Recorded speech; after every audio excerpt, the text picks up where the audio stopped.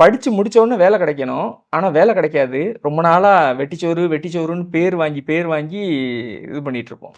அடுத்து வந்து துண்டு மருத்துவம். துண்டு ஆமா. மருத்துவங்க. துண்டுன்னா புரியலைங்க. துண்டுனா இதுக்கான ஒரு ஸ்பெஷல் துண்டு. அந்த துண்ட நான் தான் விப்பேன். அது இந்த துண்டுல வந்து அப்படி இருக்கு. அந்த மாரியெல்லாம் கிடையாது. இந்த மண்ல நீங்க எதனாலும் ஒரு மிகப்பெரிய சாதனை பண்ணணும்னா, பெருசா ஒண்ணும் பண்ண வேண்டியதில்ல. மருந்து, மாத்திரை இல்லாம வாழ்ந்து காட்டுங்க போதும். அதுதான் ஒரு மிகப்பெரிய சாதனை. ஐயா ரொம்ப சந்தோஷமா இருக்கீங்க. பிரியாணி சாப்பிடலாமா, வேண்டாமா அப்படின்ட்டு நெனச்சிட்டு இருந்தோம். நீங்க தாராளமா சாப்பிடலாம் அப்படின்னு சொல்லிட்டீங்க. வணக்கம். ஹீலர் பாஸ்கரின் அனடாமிக் தெரப்பி நிகழ்ச்சிக்கு உங்களை அன்புடன் வரவேற்கிறோம். இன்று நம்ம ஸ்டுடியோவுக்கு வந்து திரு புத்தின் சுரேஷ் அவர்கள் வந்திருக்காரு. அவர் மரபுவழி மருத்துவம், வாழ்வியல் மற்றும் ஆன்மீகத்தை பற்றி நிறைய விஷயங்களை நமக்கு நிறைய வகுப்புகள் மூலமாக சொல்லிட்டு இருக்காரு. அவர் இன்றைக்கு நமக்கு ஸ்டுடியோவுக்கு வந்திருக்காரு. ஐயா வணக்கங்கய்யா. வணக்கம். ஐயா, புத்தின் சுரேஷ் அப்படின்னாலே எல்லாத்துக்கும் வந்துட்டு சித்தர்களின் நித்திய பஞ்சசுத்தி அப்படிங்கிற வகுப்பு தான் ஞாபகம் வருது. அது என்னங்கய்யா, அது எதுலேருந்து அது நீங்கள் எடுத்தீங்க? அது எப்படி நீங்கள் அதை கொண்டு வந்தீங்க? இந்த நித்திய பஞ்ச சுத்தி முறை அப்படிங்கிறது நம்மளுடைய சித்தர்கள் சொன்ன ஒரு மருத்துவ முறை. சித்த மருத்துவம் அப்படின்னோடனே நிறைய பேருக்கு என்ன தோணும் அப்படின்னா, அந்த பஸ்பம், செந்தூரம், ரசமணி, லேகியம் இதுகள வச்சு குணமாக்குற ஒரு வழிமுறை தான் எல்லாருக்கும் தெரியும். இதத்தான் நிறைய பேர் பிராக்டிஸ் பண்ணிட்டு இருப்பாங்க.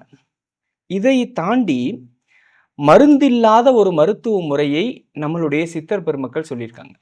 அதனுடைய முதல் படி தான் நித்திய பஞ்ச சுத்தி முறை அப்படிங்கிறது. இந்த நித்திய பஞ்ச சுத்தி முறையை பற்றி குறிப்பிடாத சித்தர்களே கிடையாது. இன்னும் சொல்லப்போனால் நம்மளுடைய திருவாசகத்துல கூட இதுக்கான குறிப்பு இருக்குது. காலை மலமொடு கடும்பகல் பசி நிசி வேலை நித்திரை யாத்திரை பிழைத்து அப்படின்னு திருவாசகம் சொல்லும். காலை மலமொடு அப்படிங்கிற அந்த ஒரு சொல்லு, இந்த காலையில் எந்திரிச்ச உடனே மலத்திலிருந்து பிழைக்கணும் அப்படின்னு திருவாசகம் சொல்லும். இந்த மாதிரியான குறிப்புகள் திருவாசகத்தில், சுந்தரர் தேவாரத்தில், திருஞான சம்பந்தர் தேவாரத்தில் எல்லாத்துலேயும் இருக்கும். சித்தர் பாடல்கள்லையும் இருக்கும், மருத்துவ பாடல்கள்லையும் இருக்கும்.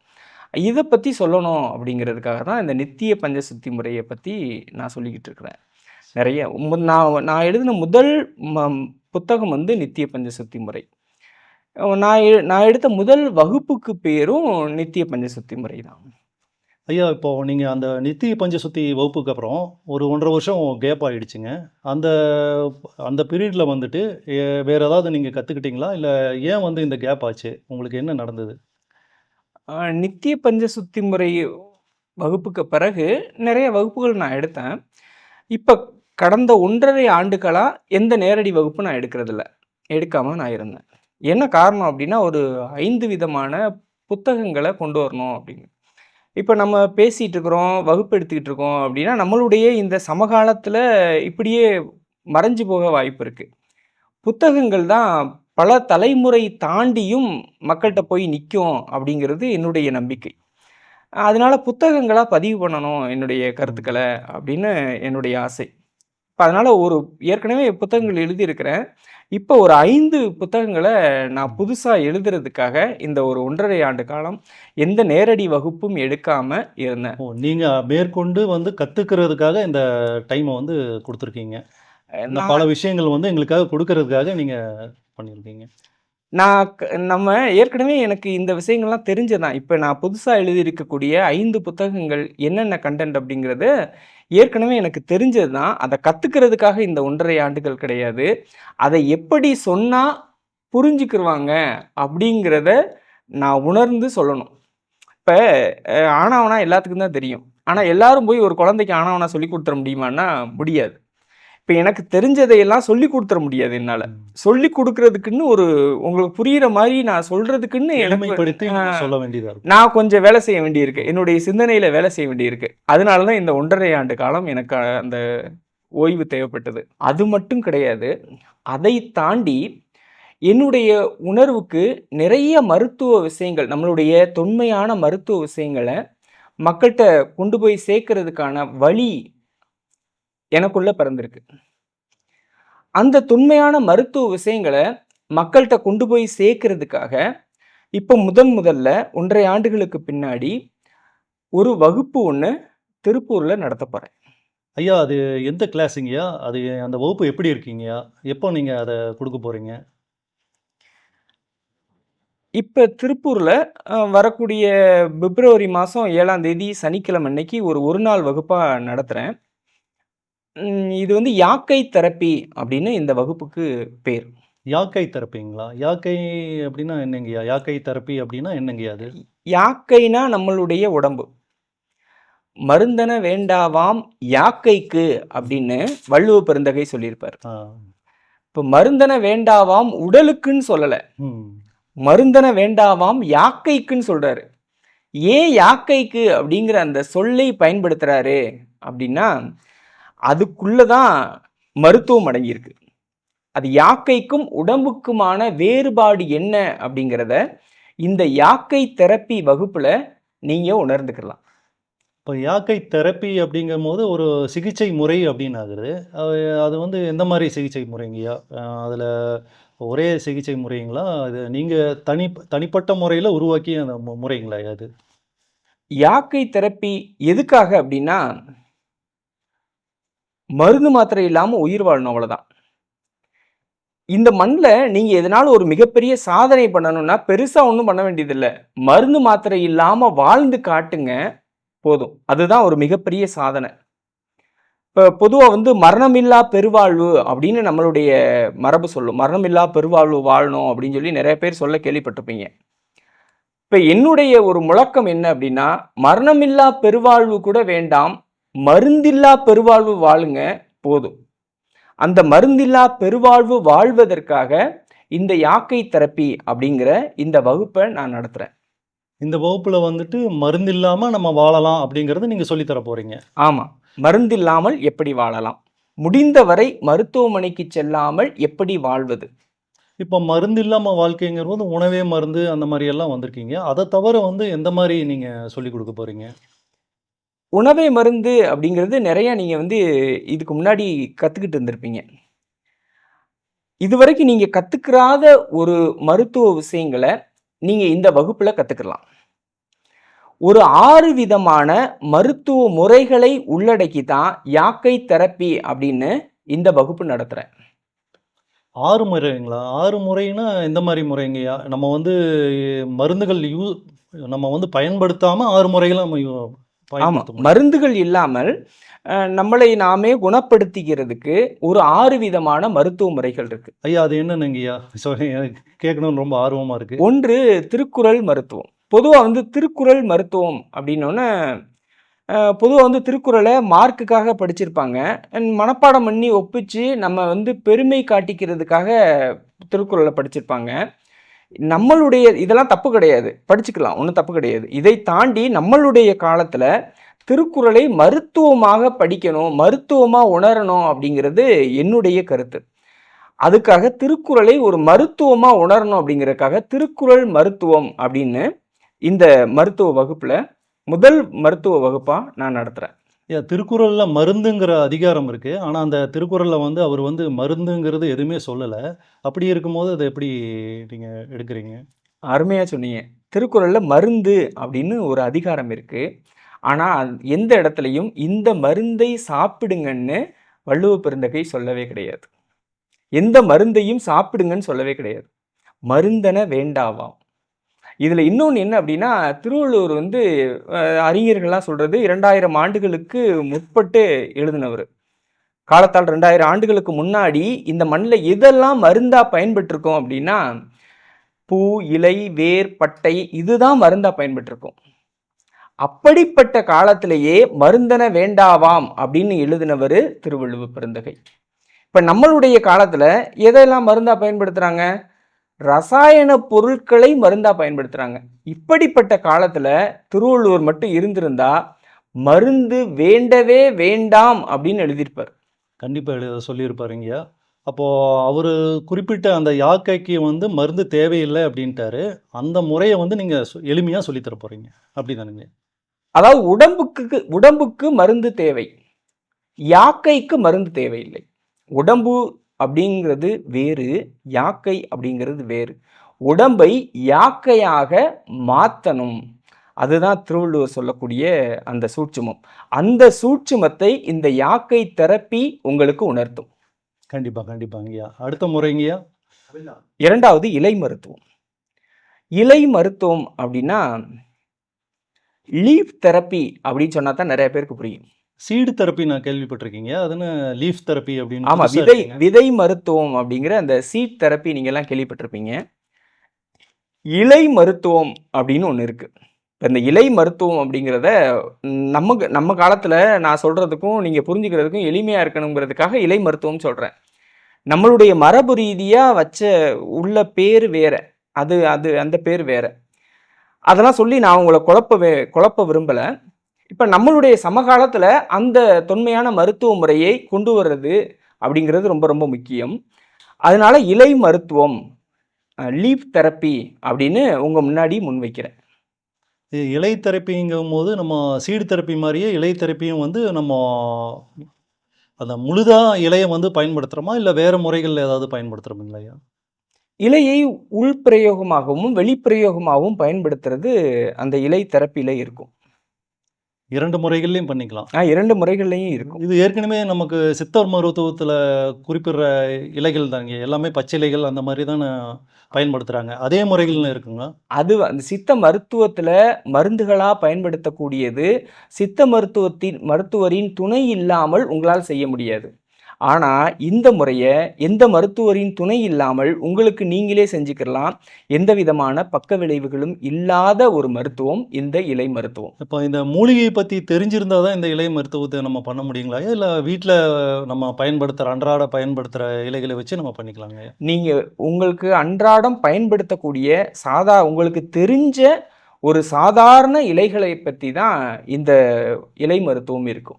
ஐயா, அப்படின்னா நமக்கு வந்துட்டு இப்போ எனக்கே ரொம்ப ஆர்வமா இருக்கு. எ ஒரு உதாரணத்துக்கு ஏதாவது நீங்க இலைகள் சொல்லுங்கய்யா. எந்த மாரி இலைகள் வந்து எதுக்காக பயன்படுத்தலாம் அப்படிங்கிறது கொஞ்சம் சொல்லுங்கய்யா. இப்ப மஞ்சக்கடம்பு அப்படின்னு ஒரு மரம் இருக்கு. நெறைய பேருக்கு மஞ்சக்கடம்புன்னா தெரியாது. மஞ்சனத்தி அப்படின்னா தெரியும். மஞ்சனத்தி மரம் அப்படின்னு. அந்த மஞ்சனத்தி மரம் எப்படி இருக்கும் அப்படின்னா, பச்சை கலர்ல காய் காய்க்கும். அந்த காய் பார்த்தீங்கன்னா, அப்படியே அம்மை தழும்பு மாரி இருக்கும். பழுத்த உடனே கருப்பு கலர்ல பழுத்துரும். பொதுவா பழங்கள்லாம் வந்து வேற கலர்ல பழுக்கும். இந்த பழம் மட்டும் பச்சை கலர் காயி, கருப்பு கலர்ல பழுக்கும். அந்த பழம் மரத்துல இருந்து கீழ உதிர்ந்துச்சு அப்படின்னா, அப்படியே ஒரு கக்கா போன மாரி இருக்கும். இந்த மஞ்சனத்தி மரத்தினுடைய இலை. இந்த இலை எதற்கு பயன்படும் அப்படின்னா, தைராய்டு அப்படிங்கிற ஒரு மருத்துவ பிரச்சனைக்கு பயன்படும்.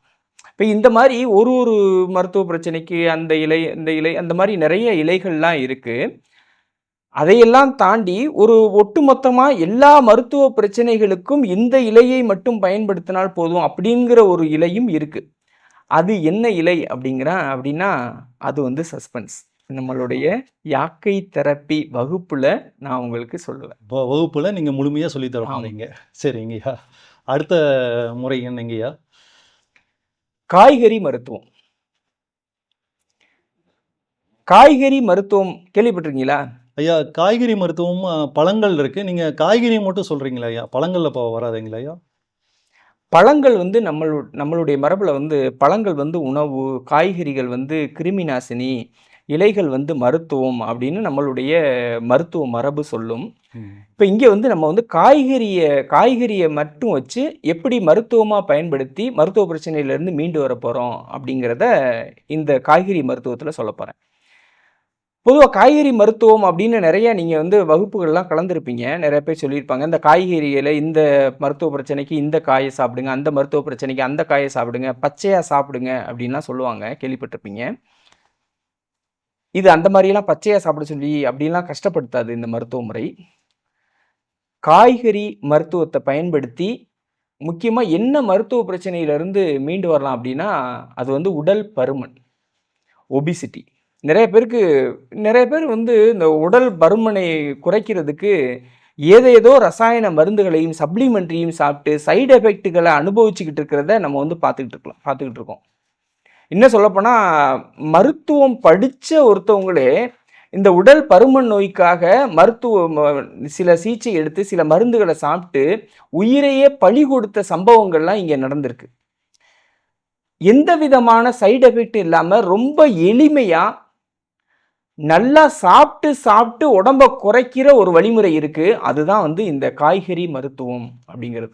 இந்த காய்கறி மருத்துவத்தை நீங்க இந்த யாக்கை தெரப்பி வகுப்புல கத்துக்கிற போறீங்க. ஐயா, இந்த விஷயம் வந்து நெறைய பேத்துக்கு உதவ போகுதுங்க. ஏன்னா நெறைய பேர் இந்த ஒபிசிட்டினால பாதிக்கப்பட்டிருக்காங்க.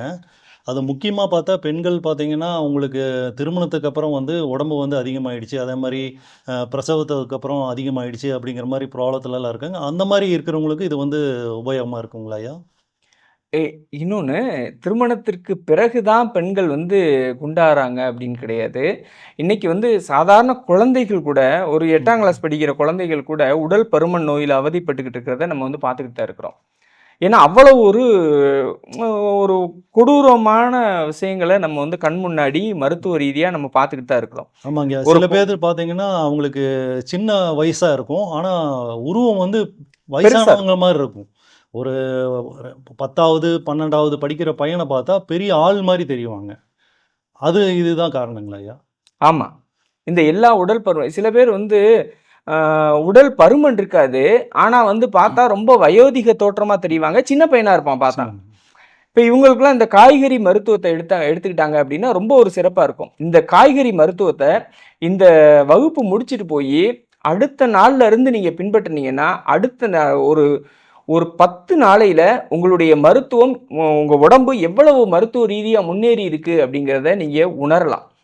ஐயா, நீங்க காய்கறின்னு சொன்னோனே, நம்ம அந்த காய்கறிய வந்து சமைச்சு சாப்பிடுற மாரி இருக்குங்களா ஐயா? இல்ல நம்ம வந்து அது ஒரு மருந்து மாரி எடுக்க வேண்டியதா இருக்குங்களா ஐயா? பச்சை காய்கறி பச்சை காய்கறி எடுக்க வேண்டியது இருக்குமா ஐயா?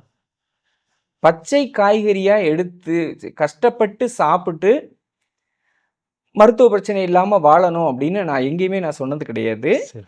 சமைச்சு சுவைபட சோ சாப்பிட்டு நீங்க ஆரோக்கியமா வாழலாம். சரிங்க, சரிங்க. அந்த விஷயத்துல எல்லாத்துக்கும் கொஞ்சம் இன்னும் சொல்லப்போனா சந்தோஷமா இருக்கும். இன்னும் சொல்லப்போனா உடல் பருமன குறைக்கிறதுக்காக அத திங்காத, இத திங்காத அப்படின்னு சொல்லுவாங்கல்ல. ஆனா இந்த மருத்துவ முறையில நல்லா தின்னு தின்னு, அதாவது நல்லா சாப்பிட்டு சாப்பிட்டு உடம்ப குறைக்கலாம். அதாவது எத சாப்பிடணும், எத சாப்பிடக்கூடாதுன்னு முடிவு பண்ணிட்டு, நீங்க சொல்றத நெறைய சாப்பிடுங்கன்னு சொல்றீங்க. ஆமா. நீங்க சொல்ற காய்கறிய நெறைய நெறைய சாப்பிட்டா சாப்பிடணும். உடல் குறையும். நெறைய சாப்பிடணும். அவ்வளோதான் விஷயம். அவ்வளதான். சரி, சரிங்க. ஐயா, அப்போ அடுத்த ஒரு முறை என்னங்கய்யா? இதே ரொம்ப வித்தியாசமா இருந்தது. அடுத்த முறை என்னங்கய்யா? அடுத்து வந்து துண்டு மருத்துவம். துண்டு ஆமா. மருத்துவங்க. துண்டுன்னா புரியலைங்க. துண்டுனா இதுக்கான ஒரு ஸ்பெஷல் துண்டு. அந்த துண்ட நான் தான் விப்பேன். அது இந்த துண்டுல வந்து அப்படி இருக்கு. அந்த மாரியெல்லாம் கிடையாது. ஒரு சாதாரண துண்டு. கதர் அல்லது காட்டன் துண்டு. அவ்வளதான். காட்டன் துண்டு. ஆமா. காட்டன் துண்டு. வீட்ல உபயோகப்படுத்துற நம்ம எளிமையான ஒரு துண்டு. ஆமா, ஆமா. அதை சாதாரண வந்து கதர் அல்லது காட்டன் துண்டு. இந்த துண்டு செய்யிற மருத்துவம் இருக்கு இல்லையா? நீங்க அந்த அந்த வகுப்புல வந்து அந்த துண்டு மருத்துவத்த பத்தி தெரிஞ்சுக்கிட்ட பிறகு, ஒரு மிகப்பெரிய ஆச்சரியம் உங்கட்ட பிறக்கும். இந்த துண்டு வந்து இவ்வளவு விஷயம் இவ்வளவு மருத்துவ செயல்கள செய்யுதா? அப்படின்னு ஒரு ஆச்சரியத்த உங்களுக்கு குடுக்கும். இன்னும் சொல்லப்போனா, பெண்களுக்கு இது வந்து ஒரு மிகப்பெரிய வரம். அ பெண்கள் இது எந்த அளவுக்கு ஒரு உயர்வு அப்படின்னா, இந்த துண்டு மருத்துவத்தை பயன்படுத்தி கர்ப்பப்பை கட்டிய பிரசவிக்க வைக்கலாம். ஓ! ஆப்பரேஷன் பண்ணாம, தானே அந்த கர்ப்பப்பை கட்டி அவங்க உடம்புல இருந்து நீங்கும். அந்த அளவுக்கு இந்த துண்டு மருத்துவம் மிக மிக உயர்வானது. இப்ப இந்த கர்ப்பப்பை கட்டியவே பிரசவிக்க வைக்குது அப்படின்னா, சாதாரணமான அந்த மாதவிலக்கு சார்ந்த அந்த பிரச்சனைகள்ல இருந்து ஈஸியா வெளியில கொண்டு வந்துரும். அது மட்டும் கிடையாது. நம்ம உடம்புல ஒரு கழுதை இருக்கு. கழுத. ஆமா. எந்த கழுதை சொல்றீங்களே? நம்ம உடம்புக்குள்ள ஒரு கழுதை இருக்கு. தெரியுமா உங்களுக்கு? தெரியலைங்க. நீங்க சொல்லுங்க. நம்மளுடைய கல்லீரல தான் கழுதை அப்படின்னு ஓ! சொல்லுவோம். சரி, சரிங்க. இப்போ பொதுவா வந்து ஒரு கழுதைக்கு வந்து எவ்வளவு பொதிய வச்சீங்கனாலும் அது பாட்டுக்கு சுமந்து போயிட்டே இருக்கும். படுத்துச்சுன்னா எந்திரிக்காது. ஓ! அது நம்ம வேலை செய்யற வரைக்கும் செய்யும். ஆமா. செஞ்சு முடியலைன்னா அதோட அது வேலைய நிறுத்திக்கும். நிறுத்திக்கிருச்சு. அந்த கழுதைய நாம தட்டி குடுத்து வேலை வாங்கணும். இப்போ பொதுவா வந்து ஒரு மாடு மாடு மாடு வண்டி இழுக்கையில, ம். கழுதை பொதி சுமக்கையில, அந்த கழுதைய உற்சாகப்படுத்துறதுக்கு தட்டி குடுப்போம் தெரியுமா? ம். தை தை ஆமா. தை தை தை தைன்னு தட்டி குடுப்போம் இல்லையா? இப்ப அதே மாதிரி நம்மளுடைய கல்லீரல் ஒழுங்கா செயல்படுறதுக்கு கல்லீரல தட்டி குடுத்து வேலை வாங்க வேண்டியது அவசியம். இப்போ நம்ம உடம்புல என்னென்னமோ விச விஷமான சாப்பாடு தான் நம்ம வந்து சாப்பிட்டுட்டு இருக்கிறோம். விஷமான காற்றை தான் நம்ம வந்து சுவாசிக்கிட்டு இருக்கிறோம். அந்த காலத்துல எல்லாம் இவ்வளவு போக்குவரத்து கிடையாது. இவ்வளவு நச்சு புகைகள் நம்மளுடைய சுவாசிக்கக்கூடிய காற்றோடு கலக்கல. இப்ப இந்த நச்சு புகையை தான் சுவாசிக்கிறோம். நச்சு நீரை தான் குடிக்கிறோம். கேன் தண்ணியெல்லாம் நிறைய சாப்பிட்றோம். அதுல நிறைய என்னென்னமோ பொருள்கள நம்மளுக்கு கற்பனைக்கு எட்டாத மாரி பொருள்களை கலந்து சுத்திகரிக்கப்பட்ட தண்ணியை தான் குடிக்கிறோம். அதுக்குள்ள அந்த தண்ணியை சுத்திகரிக்கிறதுக்கு எவ்வளவு என்னென்ன ரசாயனம் பயன்படுத்தியிருப்பாங்க அப்படிங்கிறது என்னை பொறுத்தளவுல என்னுடைய சிந்தனைக்கு அப்பாற்பட்டதா இருக்கு. நான் அதுக்குள்ள ரொம்ப ஆழமா போக விரும்பல. ஆக மொத்தத்துல நச்சு தண்ணி, நச்சு காத்து, நச்சு கலந்த உணவு இதைத்தான் சாப்பிட்டு வாழ வேண்டியிருக்கு. இந்த நச்சுக்களை எல்லாம் பொதியா சுமந்து நம்ம உடம்பை காப்பாற்றக்கூடிய ஒரு உறுப்பு இருக்கு அப்படின்னா அது வந்து நம்மளுடைய கல்லீரல் தான்.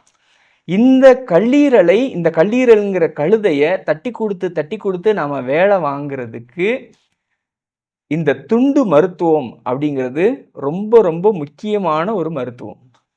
நீங்க ரொம்ப ஆச்சரியப்படுவீங்க. ஒரு துண்டு இவ்வளவு செயல்களை செய்யுதா அப்படின்னு. இல்ல நீங்க சொல்லும்போதே ரொம்ப ஆச்சரியமா இருக்கு. ஒரு மிகப்பெரிய ஒரு வேலைய வந்து ஒரு துண்டு வந்து செய்யும் அப்படிங்கும்போது, அது நம்ப முடியாத ஒரு விஷயமா இருக்கு. அது எப்படின்னு தெரிஞ்சுக்கிறதுக்கு எங்களுக்கு ரொம்ப ஆர்வமா இருக்குங்கய்யா. ஆ அந்த வகுப்புல இ அடுத்த முறை என்ன வருங்கய்யா? அடுத்து வாழ்வியல் மருத்துவம். வாழ்வியல் மருத்துவம். வாழ்வியல் மருத்துவம். வாழ்வியல் மருத்துவம்னா என்ன அப்படின்னா, நம்ம அன்றாடம் நம்ம செஞ்சுக்கிட்டு இருக்கக்கூடிய செயலையே மருத்துவமா மாத்துறது. இப்போ உதாரணத்துக்கு சாப்பிட்றோம். சாப்பிட்றது எப்படி சாப்பிடணும்? பசிச்சா தான் சாப்பிடணும். இது வந்து ஒரு மருத்துவம். இயற்கை மருத்துவத்தில எல்லாம் சொல்ல கேள்விப்பட்டிருப்பீங்க. பசிச்சா தான் சாப்பிடணும் அப்படின்னு. இப்ப நம்மளுடைய அவ்வை பாட்டி வந்து இத வந்து சொல்லியிருப்பாங்க. ஆத்திச்சூடியில "பசித்து புசி" அப்படின்னு சொல்லியிருப்பாங்க. ஆத்திச்சூடி ரொம்ப சின்னதான ஒரு இது வரும். ஆத்திச்சூடி "அறம் செய்ய விரும்பு ஆறுவது சினம்" அப்படின்னு சின்னதா தான் வரும். திருக்குறளை விட சின்னதா இருக்கும். அதுல வந்து "பசித்து புசி" அப்படின்னு இருப்பாங்க. இது வந்து ஒரு வாழ்வியல் மருத்துவம். இத வந்து இந்த "பசித்து புசி" அப்படிங்கிறத வள்ளுவ பெருந்தகை இன்னும் ஆழமாக இந்த வாழ்வியல் மருத்துவத்த சொல்றாரு. எப்படி ஆழமா சொல்றாரு அப்படின்னா, "துவரப் பசித்து புசி" அப்படிங்கிறார். துவரப் பசித்து புசி அப்படின்னு. அது என்ன துவரப் பசி? பசி வேறு, துவரப் பசி வேறு. இந்த பசிக்கும் துவரப் பசிக்குமான வேறுபாடு என்ன? இந்த துவரப் பசித்தல் அப்படி பசிச்சத நாம உணர்ந்த பிறகு சாப்பிட்றதுனா என்ன அப்படிங்கிறத நம்மளுடைய இந்த யாக்கை தெரப்பி வகுப்பு உங்களுக்கு உணர்த்தும். ஐயா, இப்போ வந்துட்டு பசினா என்னன்னு நெறைய பேத்துக்கு தெரியுது இல்லைங்கயா? இப்போ 3 நேரமும் சாப்பிட்றோம். நடுவுல ஸ்நாக்ஸ் சாப்பிட்றோம். தொடர்ந்து சாப்பிட்டுக்கிட்டே இருக்கோம். அதனால அந்த பசிங்கிறதே என்னன்னு தெரியாது. அதில பசியில இவ்வளோ வகைகள் இருக்கு அப்படிங்கும்போது, அது எப்படி வேறுபடுத்தி முதல்ல நமக்கு தெரியணும். அது எந்த வகையான பசி அப்படின்னு தெரிஞ்சா தானே இதெல்லாம் பண்ண முடியுங்கய்யா? ஆமா. கண்டிப்பா. பசின்னா முதல்ல நெறைய பேருக்கு பசின்னா என்னன்னே தெரியாது. பசியை உணர்ந்தா மட்டும் தான் ஆரோக்கியம் வந்து சாத்தியம் அப்படிங்கிறத நம்மளுக்கு சொல்றதுக்காகத்தான் பசித்து புசி அப்படின்னு அவ்வை பிராட்டி சொல்றாங்க. இப்ப திருவள்ளுவர் இன்னும் ஒரு படி தாண்டி துவரப் பசித்து புசி அப்படிங்கிறாரு. இப்ப நாம மருத்துவ மருந்து மாத்திரை இல்லாம நம்ம காலத்துல வாழணும் அப்படின்னா, இந்த மாரி நம்மளுடைய தொன்மையான வாழ்வியல், தொன்மையான மரபு, மருத்துவ மரபு பல்வேறு வழிமுறைகளை நம்மளுக்கு குடுத்துக்கிட்டே இருக்கு. அதையெல்லாம் நம்ம தொடர்ந்து உணர்ந்து, பின்பற்றி நம்ம வந்து வாழ்க்கைய வந்து மருந்து மாத்திரை இல்லாம வாழணும் அப்படிங்கிறதுக்காக தான் இந்த யாக்கை தெரப்பி அப்படிங்கிற இந்த வகுப்பு. அப்போ நம்ம அந்த முறைகள் படி வாழ்வியல் முறையில நம்ம வந்து சில விஷயங்கள தொடர்ந்து செய்யும்போது, அது மருந்தாக மாறி நமக்கு உடம்புக்கு வந்து நல்லது செய்யும் அப்படிங்கிறது அந்த வாழ்வியல் அ முறை அப்படிங்கிறீங்க. சரிங்கய்யா. அடுத்தது நமக்கு எந்த மாரி? இல்ல இன்னொன்னு இந்த இந்த வகுப்பு நெறைய பேர் எத்தனையோ வகுப்புக்கெல்லாம் போயிருப்பாங்க. அந்த வகுப்புல எல்லாம் அவங்க சொல்றது என்ன அப்படின்னா, "இந்த வகுப்புல நான் நெறையா வகுப்பு கலந்துக்கிட்டேங்க. ஆனா வாழ்க்கையில என்னால பின்பற்ற முடியல" அப்படின்னு சொல்லுவாங்க. ஆனா இந்த யாக்கை தெரப்பி அப்படிங்கிற இந்த வகுப்புல நீங்க வந்து கலந்துக்கிட்டீங்க அப்படின்னா, கலந்துக்கிற வரும்பொழுதே இவர் சொல்ற புதின் சுரேஷ் சொல்ற எதையுமே நான் பின்பற்ற மாட்டேன்னு உறுதி எடுத்துட்டு வந்து என் வகுப்புல உட்கார்ந்து இந்த யாக்கை தெரப்பி வகுப்புல உட்கார்ந்து எந்திரிச்சு போனீங்கன்னா, உங்களை அறியாமல் உங்கள் வாழ்க்கையில் பின்பற்ற ஆரம்பிப்பீங்க. அதான் இந்த இந்த வகுப்பினுடைய மிகப்பெரிய சிறப்பு. ஓ! இந்த விஷயங்கள வந்து நீங்க சொன்னதுக்கு அப்புறமும் அவங்க வந்து செய்யல அப்படின்னா, அவங்க செய்யாம இருக்க முடியாத நிலைக்கு நீங்க கொண்டு அப்படிப்பட்டது போயிரலாம். இந்த வகுப்பு. அந்த அந்த மாரி வகுப்பு. அவங்களால பின்பற்றாம இருக்கவே முடியாது. அவங்க வந்து கேட்டாலே போதும். ஆமா. அவங்க மனசுக்குள்ள அது போய் அது வாழ்வியல்ல கலந்துரும். வாழ்வியல்ல தானே ஒரு அங்கமா அங்கமா மாறிரும். மாறிடும். ஏன்னா நீங்க மெனக்கெட்டு ஒரு மெனக்கெட்டு நீங்க இந்த ஜாக்கிங் போங்க, வாக்கிங் போங்க, அந்த கஷ்டப்பட்டு இந்த யோகாசனம் பண்ணுங்க, இந்த மாரிலாம் எதுவுமே இருக்காது. உங்க வாழ்க்கையோடு இயைந்து உங்களை அறியாமல் பின்பற்றத் துவங்குவீங்க இந்த யாக்கை தெரப்பியில சொல்லக்கூடிய வழிமுறைகளை. அதுதான் இந்த வகுப்பினுடைய மிகப்பெரிய சிறப்பு. ஐயா இப்போ 5 வழிமுறைகளை நீங்க சொல்லியிருக்கீங்க. மொத்தம் 6 சொல்லியிருந்தீங்க. அடுத்தது 6வதா எந்த வழிமுறைங்கய்யா? 6வதா தமிழே மருத்துவம். தமிழே மருத்துவம். ஆமா. தமிழ் மருத்துவம் நம்ம கேள்விப்பட்டிருக்கேங்கய்யா. அது தமிழே மருத்துவம்ங்கிறம்போது எந்த மாரிங்கய்யா? நம்ம தமிழ் நம்மளுடைய தமிழ் சொல்லக்கூடிய மருத்துவம் அப்படிங்கிறதை தாண்டி, தமிழே மருத்துவமா நம்ம காலத்துல நிக்குது. எப்போதும் நின்னுகிட்டு இருக்கு. ஆனா நம்ம காலத்துல தமிழே மருத்துவம் அப்படிங்கிறத உணர்றது ரொம்ப ரொம்ப அவசியம். இப்போ பொதுவா தமிழ் அப்படின்னோடனே இயற்றமிழ், இசைத்தமிழ், நாடகத்தமிழ் அப்படின்னு முத்தமிழ் அப்படின்னு நம்மளுடைய தமிழை கொண்டாடுவோம். அதை தாண்டி நம்மளுடைய சமகாலத்துல மருத்துவமாக தமிழை கொண்டாட வேண்டிய அவசியத்துல நாம இருக்கிறோம். தமிழை பேசுவதே மருத்துவம். எப்படி பேசினால் தமிழ் மருத்துவமா பலனளிக்கும் அப்படிங்கிறத இந்த யாக்கை தெரப்பி வகுப்புல நீங்க வந்து உணரலாம். ஐயா தமிழ் பேசுறதே ஒரு மருத்துவம் அப்படிங்கும்போது தான் ஞாபகம் வருதுங்கய்யா. இப்போ வந்து பல வெளிநாடுகள்ல இருக்கிறவங்க, அந்த சைனால இருக்கிறவங்க, மத்த வெளிநாட்டுல இருக்கிற நெறையா மாணவர்கள் வந்து இப்போ தமிழ் கத்துக்கிட்டு இருக்காங்க அப்படின்னு நம்ம கேள்விப்படுறோம். மருத்துவத்துக்காக கத்துக்கிட்டு இருக்காங்களே, இல்ல நம்ம அவங்க வேற ஏதாவது விஷயத்துக்காக அந்த மொழிய வந்து கத்துக்கிட்டு இருக்காங்க இல்லையா? இப்ப தமிழ் பேசுனா என்ன கிடைக்கும்? தமிழ் படிச்சா என்ன கிடைக்கும்? அப்படின்னா, நான் சொல்லுவேன், ஆரோக்கியமான வாழ்க்கை கிடைக்கும் அப்படின்னு சொல்லுவேன். நீங்க பொருளாதாரத்துக்காக நீங்க ஆங்கிலம் படிச்சுக்கலாம், தப்பு கிடையாது. அல்லது பொருளாதாரத்துக்காக வேறு மொழி, ஒரு பிரெஞ்சோ, அ ஏதோ வேற ஹிந்தியோ, ஏதோ ஒரு மொழி நீங்க கத்துக்கலாம். அதெல்லாம் வந்து தப்பு கிடையாது. ஆனால் இந்த மண்ணில் நீங்கள் ஆரோக்கியத்தை உணர்ந்து வாழணும் அப்படின்னா, நீங்க தமிழ் பேச கத்துக்கங்க, தமிழ் எழுத கத்துக்கங்க, முடிஞ்சா தமிழ் இலக்கணம் கத்துக்கங்க. அப்ப தமிழ்ல நம்ம பேசும்போதே இது மூச்சு பயிற்சியோட இருக்கிற மாரி நமக்கு ஒரு உணர்வு வருதுங்கய்யா. இப்போ எந்த மொழியில பேசினாலும், நமக்கு பேசிட்டே இருக்கும்போது அதில ஒரு ஒரு டயர்ட்னஸ் வந்துரும். ஆனா தமிழ்ல பேசும்போது மட்டும் நமக்கு வந்து இயல்பா வந்து அது எவ்வளோ நேரம் பேசினாலும், அது பேசிக்கிட்டேலே இருக்கலாம் அப்படின்னு ஒரு உணர்வு வருது. ஏன்னா, அதுவே வந்து புத்துணர்வை கொடுத்துக்கிட்டே இருக்கும். பேச பேச நமக்கு வந்து புத்துணர்வு குடுக்குது. தமிழ் மொழியே வந்து உங்களுக்கு ஒரு மருந்தாக நமக்கு பயன்படுது. அத பத்தி அந்த முறையில நீங்க சொல்லி தர போறீங்க. ஆமா. சரி, சரிங்கய்யா. ஒரு மொழி எப்படி மருத்துவமாகும்? ஏற்கனவே நான் வந்து ஒரு மொழி நம்மளுடைய தமிழ் மொழி வேறு மொழிகளுக்கு இல்லாத சிறப்பு, இந்த தமிழ் மொழி நம்மளுக்கு ஆசானா இருக்கு, ஒரு குருவா இருக்கு அப்படிங்கிறத என்னுடைய நித்திய பஞ்சசுத்தி முறை வகுப்புல கலந்துக்கிட்டவங்களுக்கு தெரிஞ்சிருக்கும். இப்ப இந்த தமிழ் எப்படி நம்மளுக்கு மருத்துவமா இருக்கு அப்படிங்கிறத நீங்க ஆழமா உணரணும் அப்படின்னா, நம்மளுடைய இந்த யாக்கை தெரப்பி அப்படிங்கிற வகுப்புக்கு வாங்க, நீங்க உணருவீங்க. ஐயா யாக்கை தெரப்பி வகுப்புக்கு உடனே வந்து கலந்துக்கணும் போல இருக்கீங்கய்யா. ஆ 6 முறைகள் நீங்க சொல்லியிருக்கீங்க. இந்த 6 முறைகள் சேர்ந்தது தான் யாக்கை தெரப்பி. அப்படிதானேங்கய்யா? ஆமா. இந்த 6 மருத்துவ முறைகளையும் உள்ளடக்கிய ஒரு மருத்துவ முறைக்கு பேரு யாக்கை தெரப்பி அப்படிங்கிற மருத்துவ முறை. இதுக்காக தான் நீங்க 1 1/2 வருஷமா வந்துட்டு நெறையா படிச்சு, இந்த விஷயங்கள நீங்க புத்தகம் எழுதும்போது கிடைச்ச அனுபவத்த வச்சு, நீங்க இந்த மாரி ஒரு வகுப்ப நீங்க உருவாக்கியிருக்கீங்க ஆமா, எங்களுக்காக. ஆமா. சரி ரொம்ப நல்ல விஷயங்கய்யா. ஆனா யாக்கை தெரப்பின்னு நான் இன்னும் புத்தகம் எழுதல. இனிமே தான் புத்தகம் எழுதப் போறேன். சரி, சரிங்கய்யா. இப்ப வகுப்பா தான் நடத்திட்டு இருக்கேன், நடத்தப் போறேன். இன்னும் புத்தகம் எழுதல. நான் இந்த 1 1/2 ஆண்டுகள்ல எழுதிய 5 புத்தகங்கள் அப்படிங்கிறது வேற. ம். சரிங்கய்யா. அத பத்தியும் நம்ம தெரிஞ்சுக்குவோங்கய்யா. ஐயா இது தவிர வந்துட்டு சில கேள்விகள் உங்ககிட்ட கேட்கணுங்கய்யா. ஐயா இந்த புத்தின் சுரேஷ் அப்படிங்கிற பேரே வந்து வித்தியாசமா இருக்குங்கய்யா. இந்த புத்தின் அப்படிங்கிறன்னா என்னன்னு நீங்க கொஞ்சம் சொல்லுங்கய்யா. அத நானு கேள்விப்பட்டதில்ல. அ கேட்கணும்னு நெனச்சேன் உங்ககிட்ட கேட்கிறேன் நேரடியா. புதின் சுரேஷ். நெறைய பேருக்கு இந்த பேரே வந்து வித்தியாசமா இருக்கும். இது என்ன புதின் சுரேஷ்ன்னு யாருக்குமே பேர் வச்சது கிடையாது. இவருக்கு மட்டும் வச்சிருக்காங்களா அப்படின்னு. எனக்கு புதின் சுரேஷ் அப்படின்லாம் பேர் வைக்கல. சுரேஷ்ன்னு தான் பேர் வச்சாங்க. இப்ப என் காலத்துல சுரேஷ்ன்னு பேர் வைக்கிறது ரொம்ப ஒரு ஒரு ஃபேஷனா இருந்தது. நான் பிறந்தப்ப. நெறைய பேர சுரேஷ்ங்கிற பேர்ல பார்க்கலாம். ஒரு ஒரு செட்லயும் சுரேஷ்ன்னு நெறையா இருப்பாங்க. இப்ப நான் என் நண்பர்களோட சேரையில எனக்கு பட்ட பேர் வச்சுட்டாங்க. கருப்பு சுரேஷு, நெட்ட சுரேஷு அப்படின்னு. இப்ப எனக்கு இவங்கலாம் பட்டப்பேர் வைக்கிறாங்களே, நம்மளுக்கு நாமளே ஒரு பட்டப்பேர் வச்சுக்கிறோம் அப்படின்னு நானே வச்சுக்கிட்ட ஒரு பேர் தான் புதின் சுரேஷ். இந்த புதின் அப்படின்னா என்ன அப்படின்னா, நம்மளுடைய தமிழினுடைய வேர் சொல்கள்ல ஒண்ணு புதின்.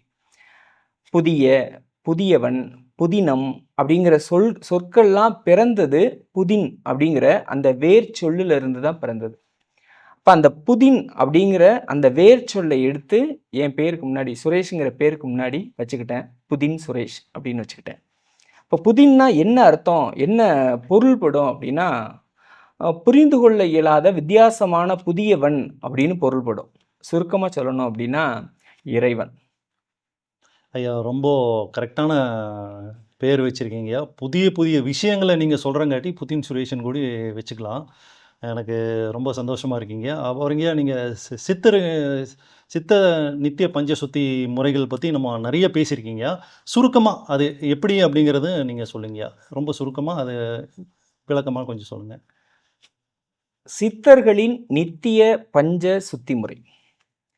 இது எதுக்காக அப்படின்னா, இது நாம நலமா இருக்கிறதுக்கான ஒரு குறைந்தபட்ச செயல் திட்டம். இப்ப ஆரோக்கியமா இருக்கிறதுங்கிறது வேறு, நலமா இருப்பது அப்படிங்கிறது வேறு. இப்ப நம்ம மரபுல நலம் குறித்த கேள்விகளை கேட்டுக்கிட்டே போவோம் படிப்படியா. "நல்லா இருக்கியா?" அப்படின்னு கேட்டா, "நலம்" அப்படின்னு சொல்லுவோம். நலம்னா என்ன அர்த்தம் அப்படின்னா, மருத்துவமனைக்கு போக வேண்டிய அவசியம் இல்லாமல் வாழக்கூடிய நிலைக்கு பெயர் நலம். அந்த நலம் அப்படிங்கிற நிலையில நம்மள வச்சிருக்கிறது தான் இந்த நித்திய பஞ்ச சுத்தி முறை. சித்தர்களின் நித்திய பஞ்ச சுத்தி முறை. நாம நலமா இருக்கிறதுக்கு மருத்துவமனைக்கு மருத்துவ பிரச்சனை இல்லாமல் வாழ்வதற்கு இதையாவது செய்யுங்க அப்படின்னு ஒரு குறைந்தபட்ச செயல் திட்டமா நம்மளுடைய மருத்துவ மரபு கொடுக்குது. அதுக்கு பெயர் தான் நித்திய பஞ்ச சுத்தி முறை. ஐயா நலம்னு சொன்னீங்க. அந்த நலத்துக்கு மேல இன்னும் எந்த அளவுக்கு நம்ம நலமா இருக்கலாம்? இப்ப நலம் குறித்த கேள்விகளை நம்மளுடைய மரபு கேட்டுக்கிட்டே போகும். நல்லா இருக்கியா அப்படின்னு கேட்டா, நலம் அப்படின்னா, பூர்ண நலமா அப்படின்னு கேட்கும். நலம் வேறு, பூரண நலம் வேறு. அந்த பூரண நலம் அப்படின்னா என்ன அப்படிங்கிற நிலையை உணர்ந்து, அந்த நிலையில நாம இருந்தோம் அப்படின்னா, நாங்க பூரண நலம் அப்படின்னு நம்ம சொல்லுவோம். அப்ப நாம பூரண நலம்னு சொன்னோம் அப்படின்னா, உடனே நம்ம மரபு மறுபடிக்கும் கேட்குது, பரிபூர்ண நலமா அப்படின்னு கேட்குது. அப்ப அந்த பரிபூர்ண நலம்னா என்ன அப்படிங்கிறத நாம உணர்ந்து, அந்த நிலைக்கு போய் நின்னு, நாங்கள்லாம் பரிபூர்ண நலம் அப்படின்னு சொன்னோம் அப்படின்னா, மறுபடிக்கும் நம்மளுடைய மரபு கேட்குது, நித்திய பரிபூர்ண நலமா அப்படின்னு கேட்குது. இப்படி நலம் குறித்த கேள்விகளை அடுக்கடுக்காக நம்மளுடைய மருத்துவ மரபு கேட்குது. அந்த நலம் குறித்த அந்த படிநிலைகளில் முதல் படிநிலை நலம். பொதுவா இப்ப அந்த காலத்துல எல்லாம் கடிதம் எழுதையில நலம் நலமறிய ஆவல் அப்படின்னு தான் எழுதுவோம். உங்களுக்கெல்லாம் தெரிஞ்சிருக்கும். பொதுவா எல்லார்ட்டயும் நம்ம கேட்கறது நல்லா இருக்கீங்களா? நலமா இருக்கிறேன். நல்லா இருக்கீங்களா? நலமா இருக்கிறேன். அந்த நலம் அப்படிங்கிற நிலையில நம்மள வச்சிருக்கக்கூடிய ஒரு மருத்துவ முறைக்கு பெயர் தான் சித்தர்களின் நித்திய பஞ்ச சுத்தி முறை அப்படிங்கிறது. ஐயா, இப்போ நீங்க சமீபத்தில போக யோகம் அப்படிங்கிற ஒரு வகுப்பு நீங்க நடத்திருந்தீங்க. அதில வந்துட்டு இந்த தண்ணி அடிக்கிறவங்க, தம் அடிக்கிற அவங்களலாம் எப்படி வந்து அது வெளிய வரலாம்? என்ன பண்ணலாம்? அடிமையானவங்க என்ன பண்ணலாம்? அப்படிங்கிற பத்தியெல்லாம் நீங்க பேசியிருக்கீங்க. அது என்னங்க இப்போ நம்ம அவங்களுக்கும் நமக்கு சிகிச்சை முறை எதா இருக்குங்களா ஐயா? போக யோகம் அப்படிங்கிற தலைப்புல ஒரு புத்தகம் ஒண்ணு எழுதியிருக்கிறேன். போக யோகம்னு ஒரு வகுப்பு ஒண்ணு நடத்தியிருக்கிறேன். இப்ப தம் அடிக்கிறாங்க, சரக்கு அடிக்கிறாங்க, சாராயம் குடிக்கிறாங்க. இதெல்லாம் தப்பா? சரியா? அப்படின்னு கேட்டா, தப்பு தான். அதுல ஒண்ணும் சந்தேகம் கிடையாது. தம்மு அடிக்கக்கூடாது தான். சாராயம் குடிக்கக்கூடாது தான். ஆனாலும் சில பேர் அதுக்கு ஆட்பட்டு வெளியில வர முடியாம தவிப்பாங்க. அப்படி தவிக்கிறவங்களுக்காக அத அனுபவிச்சுக்கிட்டே நம்மளுடைய உடம்பை எப்படி ஆரோக்கியமா வச்சிருக்கிறது அப்படிங்கிறத பத்தி அந்த போக யோகம் வகுப்புல நான் சொல்லியிருப்பேன். போக யோகம் புத்தகத்துல விரிவா நான் பேசியிருப்பேன். ஐயா, அப்போ வந்து அது தவறுன்னு நம்ம சொல்றோம். ஆனா, அது வந்து அவங்களுக்கு அந்த அளவு தெரியாது இல்லைங்கயா? இப்போ வந்துட்டு எந்த அளவுக்கு போனா அது தவறு, எந்த அளவுக்கு அளவுக்குள்ள இருந்தா எது சரி அப்படிங்கிறது எப்படி தெரிஞ்சுக்க முடியுங்க? அவங்க அனுபவிக்கிறது அனுபவிச்சுக்கிருவாங்க. இப்போ உடம்புக்குள்ள நச்சுக்கள் உடம்புக்குள்ள போகுது. புகைப்பிடிக்கிறதுனால மட்டும் சாராயம் குடிக்கிறதுனால மட்டும் நம்ம உடம்புக்குள்ள நச்சு போகல. அதை தாண்டி நம்ம இன்னைக்கு அன்றாடம் சுவாசிக்கக்கூடிய காற்று, உணவு எல்லாத்து மூலமா தான் நம்ம உடம்புக்குள்ள நச்சு போகுது. என்ன ஒண்ணு புகைப்பிடிக்கிறவங்க, சரக்கு அடிக்கிறவங்களுக்கு அதிகப்படியான நச்சுக்கள் அவங்க உடம்புக்குள்ள போகுது. அதனால அதிகப்படியான நச்சுக்களை வெளியேத்துறதுக்கான வழிமுறைகளையும் செஞ்சுட்டோம் அப்படின்னா, உடம்பு வந்து ஒரு நலம் அப்படிங்கிற நிலையில இருக்கும். ஆரோக்கியமா இருக்கும் அப்படின்னு சொல்ல முடியாது. நலம். அதாவது மருத்துவமனைக்கு போக வேண்டிய அவசியம் இல்லாத நிலையில இருக்கும். அதுக்காக தான் அந்த போக யோகம் அப்படிங்கிற வகுப்புல நான் சொல்லியிருப்பேன். அதை தாண்டி இப்ப தம் அடிக்கிறது, புகைப்பிடிக்கிறது, அ அ சரக்கடிக்கிறது இதையெல்லாம் நிறுத்துறதுக்கான வழிமுறையையும் அதிலேயே நான் பேசியிருப்பேன். நிறுத்தணுமா அல்லது தொடரணுமா அப்படிங்கிறத அவங்கவங்க தான் முடிவு பண்ண முடியும். நிறுத்தணும் அப்படின்னா, நீ நிறுத்துறதுக்கான வழிமுறையை பின்பற்றிக்கலாம். இல்ல தொடரணும் அப்படின்னா, அந்த நச்சுக்கள் உடம்பை பாதிக்காத வகையில அதில சொல்லியிருக்கக்கூடிய வழிமுறைகளையும் சேர்த்து பின்பற்றணும். இப்ப இந்த புகைபிடிக்கிறது அப்படின்னு சொன்ன உடனே தான் இப்ப எனக்கு ஞாபகம் வருது. இப்ப இந்த புகையிலை பொருட்கள் பூரா இப்ப சிகரெட்டு, பீடி, சிகரெட்டு எல்லாமே அதிக அளவுல விலை ஏறப்போதாமா இப்ப. இப்ப சமீபத்தில நான் ஒரு ஆம். செய்தி பார்த்தேன். ரொம்ப அதிகமா, அதாவது கிட்டத்தட்ட இப்ப வாங்கிட்டு இருக்கக்கூடிய விலை அளவ விட ஒரு 10 மடங்கு அதிகமா விலை ஏறப்போதாமா. இப்படி விலை ஏறிருச்சுன்னா, எல்லார்னாலயும் அடிக்க முடியுமா? எல்லார்னாலயும் சிகரெட் குடிக்க முடியுமான்னா, முடியாது. அதே இப்ப சிகரெட் பழக்கத்துக்கு ஆட்பட்டவங்க, சிகரெட்டை நிறுத்துறதுக்கு ஏதாவது ஒரு வழிமுறை தேவை அப்படின்னு தேடிக்கிட்டு இருப்பாங்க. அப்ப அந்த சிகரெட் கொடுக்கக்கூடிய ஒரு திருப்தியை, அந்த பீடி குடுக்கக்கூடிய ஒரு திருப்தியை நம்மளுக்கு குடுத்தா தான், நம்ம மனசுக்கு குடுத்தா தான், மனசு வந்து அடங்கும். அதுக்காக சிகரெட் மூச்சு பயிற்சி அப்படின்னு ஒரு விதமான பயிற்சி முறை வகுப்பை நான் விரைவில நடத்தணும் அப்படின்னு நான் நினைச்சிருக்கிறேன். இது எதுக்காக அப்படின்னா, புகைப்பிடிப்பவர்கள் புகைப்பிடிக்கும் பழக்கத்திலிருந்து மீண்டு வருவதற்காக, புகைப்பிடிப்பதை நிறுத்துவதற்காக, புகைப்பழக்கமே இல்லாதவர்கள் தங்களுடைய ஆரோக்கிய நிலையை மேலும் மேம்படுத்திக்கிறதுக்காகவும், இந்த சிகரெட் மூச்சு பயிற்சி வகுப்பு அப்படின்னு ஒரு வகுப்பு ஒண்ண நடத்தணும்னு நான் நினைச்சிருக்கிறேன். கூடிய விரைவில், இறைவனுக்கு சித்தமானால் கூடிய விரைவில் நம்ம நடத்தலாம். ஓகேங்கய்யா. ஐயா, நீங்க வந்து இந்த ஒரு 1 1/2 வருஷத்துல ஒரு 5 புத்தகங்கள் எழுதியிருக்கிறதா சொல்லியிருந்தீங்க. அந்த புத்தகங்கள் என்னென்ன புத்தகங்கள்யா? அத நாங்க தெரிஞ்சுக்கலாங்களா? முதல் புத்தகம் நினைப்பது நடக்கும். நினைப்பது நடக்கும். உங்களுக்கு ஆச்சரியமா இருக்கும். நீங்க நினைக்கிறது நடக்கும். நீங்க ந அடுத்த செமஸ்டர்ல நல்ல பெர்சன்டேஜ் அச்சீவ் பண்ணணுமா? நீங்க இப்படி நினைச்சீங்கன்னா, நீங்க அச்சீவ் பண்ணலாம். நல்ல ரேங்க் வாங்கலாம். நீங்க வீடு வாங்கணுமா? இப்படி நினைச்சீங்கன்னா, வீடு வாங்கலாம். நீங்க கார் வாங்கணுமா? இப்படி நினைச்சீங்கன்னா, கார் வாங்கலாம். நீங்க விவசாயி ஆகணுமா? இப்படி நினைச்சீங்கன்னா, நீங்க விவசாயி ஆகலாம். நீங்க முதலமைச்சர் ஆகணுமா? இப்படி நினைச்சீங்கன்னா, நீங்க முதலமைச்சர் ஆகலாம். இப்படி நினைச்சா அப்படி ஆவோம் அப்படிங்கிறத சொல்லிக் குடுக்கக்கூடிய ஒரு வாழ்வியல் தந்திரம் தான் அந்த நினைப்பது நடக்கும் அப்படிங்கிற அந்த புத்தகம். நீங்க முதலமைச்சர் ஆகணும்னா, முதலமைச்சர் ஆகலாம். ஐயா, நான் முதலமைச்சர் ஆகலாம்னு நெனச்சாலும் கூட ஆக முடியுங்களா ஐயா? கண்டிப்பா ஆகலாம். முதலமைச்சர் ஆகணும் அப்படின்னு எப்படி நினைச்சா முதலமைச்சர் ஆகலாம்ங்கிறத அந்த புத்தகத்துல இருக்கும். நான் இத சொல்லையில உங்களுக்கெல்லாம் தோணும். இப்ப பேசாம நீங்களே நினைச்சு முதலமைச்சர் ஆக வேண்டியதுதானே. எதுக்கு நீ இப்படியெல்லாம் புத்தகத்துல எழுதிட்டு இருக்கீங்க அப்படின்னு. நான் ஏன் முதலமைச்சர் ஆகணும்னு நினைச்சு முதலமைச்சர் ஆகல அப்படிங்கிறத அந்த புத்தகம் படிச்சா உங்களுக்கு தெரியும். எப்படி நினைச்சால் நடக்குமோ அப்படி நினைக்கணும்.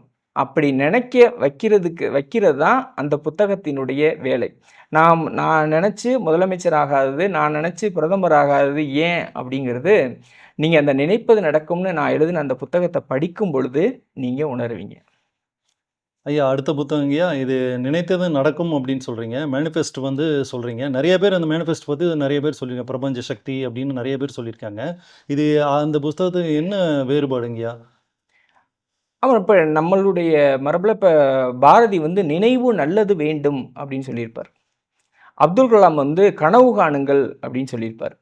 கண்ணையா யோகிகள் அப்படின்னு ஒரு மகான் வந்து மானச யோகம் அப்படின்னு சொல்லியிருப்பார். திருக்குறள்ல திருவள்ளுவர் நம்மளுடைய பேராசான் திருவள்ளுவர் வந்து எண்ணிய எண்ணியாங்கு எய்துவர் அப்படின்னு சொல்லியிருப்பார். இப்படிலாம் நம்மளுடைய பெரியவங்க சொல்லியிருப்பாங்க. நம்மளுடைய சமகாலத்தில் நான் வந்து நினைப்பது நடக்கும் அப்படின்னு சொல்லி இந்த புத்தகத்தை எழுதி கொடுத்துருக்குறேன். ரொம்ப சந்தோஷங்கய்யா. அடுத்த புத்தகங்கய்யா? அடுத்த புத்தகம் உணர்வு வயப்படு உணர்ச்சி வசப்படாதே. புரியலீங்கய்யா. உணர்வு உணர்வு வயப்படு உணர்ச்சி வசப்படாதே. டென்ஷன் ஆக வேண்டாங்கிறீங்க. சிம்பிளா. அதாவது நம்மளுடைய ஐம்புலன்கள் இருக்கு. என்னென்ன ஐம்புலன்கள்? கண்ணு, காது, மூக்கு, வாய். இந்த ஐம்புலன்கள் சார்ந்து நாம உணர்ச்சி வசப்படாம உணர்வு வயப்பட்டோம்னா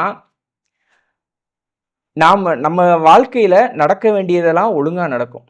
சில பேருக்கு திருமண வயசை தாண்டிரும், திருமணம் நடக்காது. படிச்சு முடிச்ச உடனே வேலை கிடைக்கணும், ஆனா வேலை கிடைக்காது. ரொம்ப நாளா வெட்டிச்சோறுன்னு பேர் வாங்கி இது பண்ணிட்டு இருப்போம். திருமண வயசை தாண்டிரும், கூட படித்த பசங்களுக்கெல்லாம் ஃப்ரெண்டுகளுக்கெல்லாம் திருமணம் ஆகணும்னு ஏங்குவான் அந்த பையன். அதுக்கு ஏதேதோ பரிகாரங்களுக்கு பின்னாடி போய் பரிகாரங்களாலேயே வாழ்க்கையை தொலைச்சவங்க நிறைய பேர் இருக்கிறாங்க. இதையெல்லாம் விட்டுட்டு நீங்க உணர்வு வயப்பட்டீங்கன்னா உங்க வாழ்க்கையில எது நடக்கணுமோ அது நன்றாகவே நடக்கும். இப்போ அவங்க வந்து அந்த விஷயம் நடக்கலை அப்படின்ட்டு தானே உணர்ச்சி, அதாவது அவங்க உணர்வில் இருக்காங்க. அப்போ ஏன் நடக்க மாட்டேங்குதுங்க? நினைத்தது நடக்கும்னு சொல்கிறீங்க. அப்போ அவங்க திருமணம் ஆகலைன்னு ஒருத்தர் நினச்சிட்டே அதையவே தான் நினச்சிட்டு இருக்காரு. அப்புறம் ஏன் அது நடக்காமல் போகுதுங்க? அதை எப்படி நினைக்கணுமோ அப்படி நினைக்கணும். ஓ, அது எப்படி நினைக்கணும் அப்படிங்கிறத நம்மளுடைய இலக்கிய மரபு சொல்லுது. அந்த தந்திரத்தை தான் நான் நினைப்பது நடக்கும் புத்தகத்தில் சொல்லியிருக்கிறேன். இந்த உணர்வு வயப்படு உணர்ச்சி வசப்படாதே அப்படிங்கிற இந்த புத்தகமும் அதுக்கு துணை செய்யக்கூடிய ஒரு துணை புத்தகமாக இருக்கும். உங்களுக்கு புரிகிற மாதிரி சொல்லணும்னா நம்மளுடைய புலன் சார்ந்து உணர்வு வயப்படுவோம். இப்போ மூக்குன்னு ஒரு உறுப்பு இருக்குது. அந்த மூக்குங்கிற ஒரு உறுப்பு நறுமணத்தை சுவைக்கணும். இப்போ நறுமணம் ஒரு மல்லிகைப்பூ பார்த்த உடனே நம்ம மோந்து பார்க்குறோம், ரோஜா பூ பார்த்த உடனே மோந்து பார்க்குறோம். இதுலேயே நம்ம உணர்ச்சி வசப்பட்டோம் அப்படின்னா விதவிதமான செண்டுகளுக்கு அடிமையாகி வாழ்க்கையை தொலைச்ச பசங்கள்லாம் நீங்கள் பார்த்துருப்பீங்க, நான் பார்த்துருக்குறேன். இதே மாதிரி ஒவ்வொரு உறுப்பு சார்ந்து உணர்ச்சி வசப்படாம உணர்வு வயப்பட்ட ஐம்புலன் மலர வாழணும் அப்படின்னு திருவாசகம் சொல்லும். இப்போ நம்மளுடைய ஐம்புலனும் மலர வாழணும். ஆனால் நாம் ஐம்புலன் சார்ந்து உணர்ச்சி வசப்பட்டு நம்ம வாழ்க்கையை தொலைச்சிடுறோம். இதுல இருந்தெல்லாம் நீங்க நம்ம வாழ்க்கையை தொலைச்சிடாம காப்பாற்றக்கூடிய ஒரு புத்தகம் தான் இந்த உணர்வு வயப்படு உணர்ச்சி வசப்படாதே அப்படிங்கிற நான் எழுதின புத்தகம். ரொம்ப சந்தோஷங்கய்யா. அடுத்த புத்தகங்கய்யா? நீரை உண் உணவை குடி. நீரை உண் உணவை குடி. ஆமா, அதாவது தண்ணியை வந்து சாப்பிடுன்னு சொல்லுவாங்க, நீரை குடிக்க சொல்றாங்க. நீரை உண் உணவை குடி. குடி ஆனாலும் குளித்து குடி அப்படின்னு சொல்லுவாங்க. அதே மாதிரி நம்மளுடைய தொன்மையான மருத்துவ சொலவடைகள் இருக்கு. நம்மளுடைய சொலவடைகள் அதுல முக்கியமான மருத்துவ சொலவடை தான் நீரை உண் உணவை குடி அப்படிங்கிற மருத்துவ சொலவடையும், விருந்தும் மருந்தும் 3 நாள் அப்படிங்கிற மருத்துவ சொலவடையும். இந்த 2 சொலவடைகளும் எந்த மாதிரியான மருத்துவத்தை பேசுது அப்படிங்கிறத ரொம்ப விரிவா 2 புத்தகங்களா எழுதியிருக்கிறேன். நீரை உன் உணவை குடிங்கிறது ஒரு புத்தகம், விருந்து மருந்து 3 நாள் அப்படிங்கிற புத்தகம். இந்த விருந்து மருந்து 3 நாள் அப்படிங்கிறத நீங்க கேள்விப்பட்டிருக்கீங்களா என்னன்னு தெரியல. கேள்விப்பட்டிருக்கீங்களா? கேள்விப்பட்டிருக்கீங்க. விருந்து மருந்து 3 நாள், அதுக்கு மேல திகட்டிடும் அப்படிங்கிறதுக்காக. ஆமா, விருந்துன்னு சாப்பிட்டோம்னா 3 நாளைக்கு மேல சாப்பிடக்கூடாது விருந்து. அதுக்கு பிறகு நம்ம சாப்பிடக்கூடியது உணவாகத்தான் சாப்பிடணும் பொருளை. அதே மாதிரி மருந்துன்னு சாப்பிட்டாலும் 3 நாளைக்கு மேலே சாப்பிடக்கூடாது எந்த மருந்தும். இப்போ மருந்தன வேண்டாவாம் அப்படின்னு வாழ்கிறது தான் நம்மளுடைய மரபு. அப்படியும் மருந்து சாப்பிடணும் அப்படிங்கிற ஒரு நிலை வந்துச்சுன்னா 3 நாளைக்கு மேலே மருந்து சாப்பிடாத அப்படின்னு நம்மளுடைய மரபு எச்சரிக்குது. ஆனால் இன்னைக்கு நம்மளுடைய சமகாலத்தில் நாம் எப்படி வாழ்ந்துக்கிட்டு இருக்கோம் அப்படின்னா தினம் தினம் விருந்து, தினம் தினம் மருந்து. 3 வேளையும் மருந்து, 3 வேளையும் விருந்து. 3 வேளையும் விருந்து, 3 வேளையும் மருந்து. இது நம்மளுடைய மரபு சொன்ன வாழ்க்கை முறை அல்ல அப்படிங்கிறத உங்களுக்கு உணர்த்தக்கூடிய ஒரு புத்தகம் தான் விருந்தும் மருந்தும் 3 நாள் அப்படிங்கிற இந்த புத்தகம். ரொம்ப சிறப்புங்கய்யா. அடுத்த புத்தகம் தெரிஞ்சுக்கலான்னு. அடுத்து 5வது புத்தகம் சைவம் அசைவம் உணவும் உணர்வும். எல்லாமே சாப்பாட்ட பத்தி தான் இருக்குங்கய்யா. எல்லா புத்தகமுமே அப்படிதான் இருக்கு. இந்த சைவம் நீங்க ஒண்ணு வெஜிடேரியனா இருப்பீங்க, இல்லைன்னா நான் வெஜிடேரியனா இருப்பீங்க. சைவ உணவு உட்கொள்பவரா இருப்பீங்க, இல்லைன்னா அசைவ உணவு உட்கொள்பவரா இருப்பீங்க. இந்த 2 பேருக்கும் 2 விதமான ஒரு குற்ற உணர்வு இருக்கும். என்ன அப்படின்னா, இப்ப வெஜிடேரியனா இருக்கிறவரு, சைவ உணவை மட்டுமே சாப்பிட்டு வாழ்றவரு, அவருக்குள்ள ஒரு குற்ற உணர்வு இருக்கும். அசைவம் சாப்பிட்டா தான் இந்த சத்து கிடைக்கும் அப்படின்னு ஒரு சத்தை சொல்றாங்களே, அந்த சத்து நம்மளுக்கு கிடைக்காதே. அப்ப நம்ம வெஜிடேரியனா இருக்கோமே, சைவமா இருக்கோமே, நம்ம என்ன பண்றது அப்படின்னு ஒரு மிகப்பெரிய கேள்வி அவங்க மனசுக்குள்ளேயே குடைஞ்சுக்கிட்டு இருக்கும். ஆமா. பலகீனம் ஆயிட்டோமோ அப்படின்ட்டு ஒரு உணர்வு வந்துரும் அவங்களுக்கு. நிறைய பேர் பயமுறுத்தவும் செய்வாங்க. நீ நான் வெஜிடேரியன் சாப்பிட்டா தான் தெம்பா இருக்க முடியும், வெஜிடேரியன் சாப்பிட்டா பலகீனமா தான் இருப்ப, அப்படி இப்படின்லாம் குழப்புவாங்க. இந்த குற்ற உணர்வை போக்கி உங்களை சைவ உணவு உண்பவரா வெஜிடேரியனா வாழ வைக்கக்கூடிய புத்தகம் இந்த சைவம் அசைவம் உணவும் உணர்வும் அப்படிங்கிற இந்த புத்தகம். அது மட்டும் கிடையாது, நீங்க நான் வெஜிடேரியனா இருந்தீங்க அப்படின்னா, அசைவ உணவு சாப்பிடுபவரா இருந்தீங்க அப்படின்னா, உங்களுக்குள்ள ஒரு குற்ற உணர்வு இருக்கும். ஒரு உயிரை கொன்னு சாப்பிட்றமே அப்படின்னு ஒரு குற்ற உணர்வு இருக்கும். அந்த குற்ற உணர்வை போக்கி உங்களை அசைவ உணவை உங்க ஆரோக்கியத்திற்காக, நீங்க வாழ்றதுக்காக குற்ற உணர்வு இல்லாமல் சாப்பிட்டு நிம்மதியா வாழ வைக்கக்கூடிய ஒரு புத்தகம் இருக்கு அப்படின்னா, அது இந்த புத்தகம். சைவம் அசைவம் உணவும் உணர்வும் அப்படிங்கிற நான் எழுதிய இந்த புத்தகம். ஐயா ரொம்ப சந்தோஷமா இருக்கீங்க. பிரியாணி சாப்பிடலாமா வேண்டாமா அப்படின்ட்டு நினச்சிட்டு இருந்தோம். நீங்கள் தாராளமாக சாப்பிடலாம் அப்படின்னு சொல்லிட்டீங்க. சைவம் அசைவம் 2க்குமே என்ன வித்தியாசம் அப்படிங்கிறது நீங்கள் புரிய வச்சுட்டு அதுக்கு 2மே சரி அப்படின்னு நீங்கள் சொல்ல வரீங்க. ஆமாம், அது ஒரு உங்களுடைய விருப்பம் தான். நீங்கள் வெஜிடேரியனாக இருக்கிறதும் நான் வெஜிடேரியனாக இருக்கிறதும் உங்களுடைய விருப்பம் சார்ந்தது.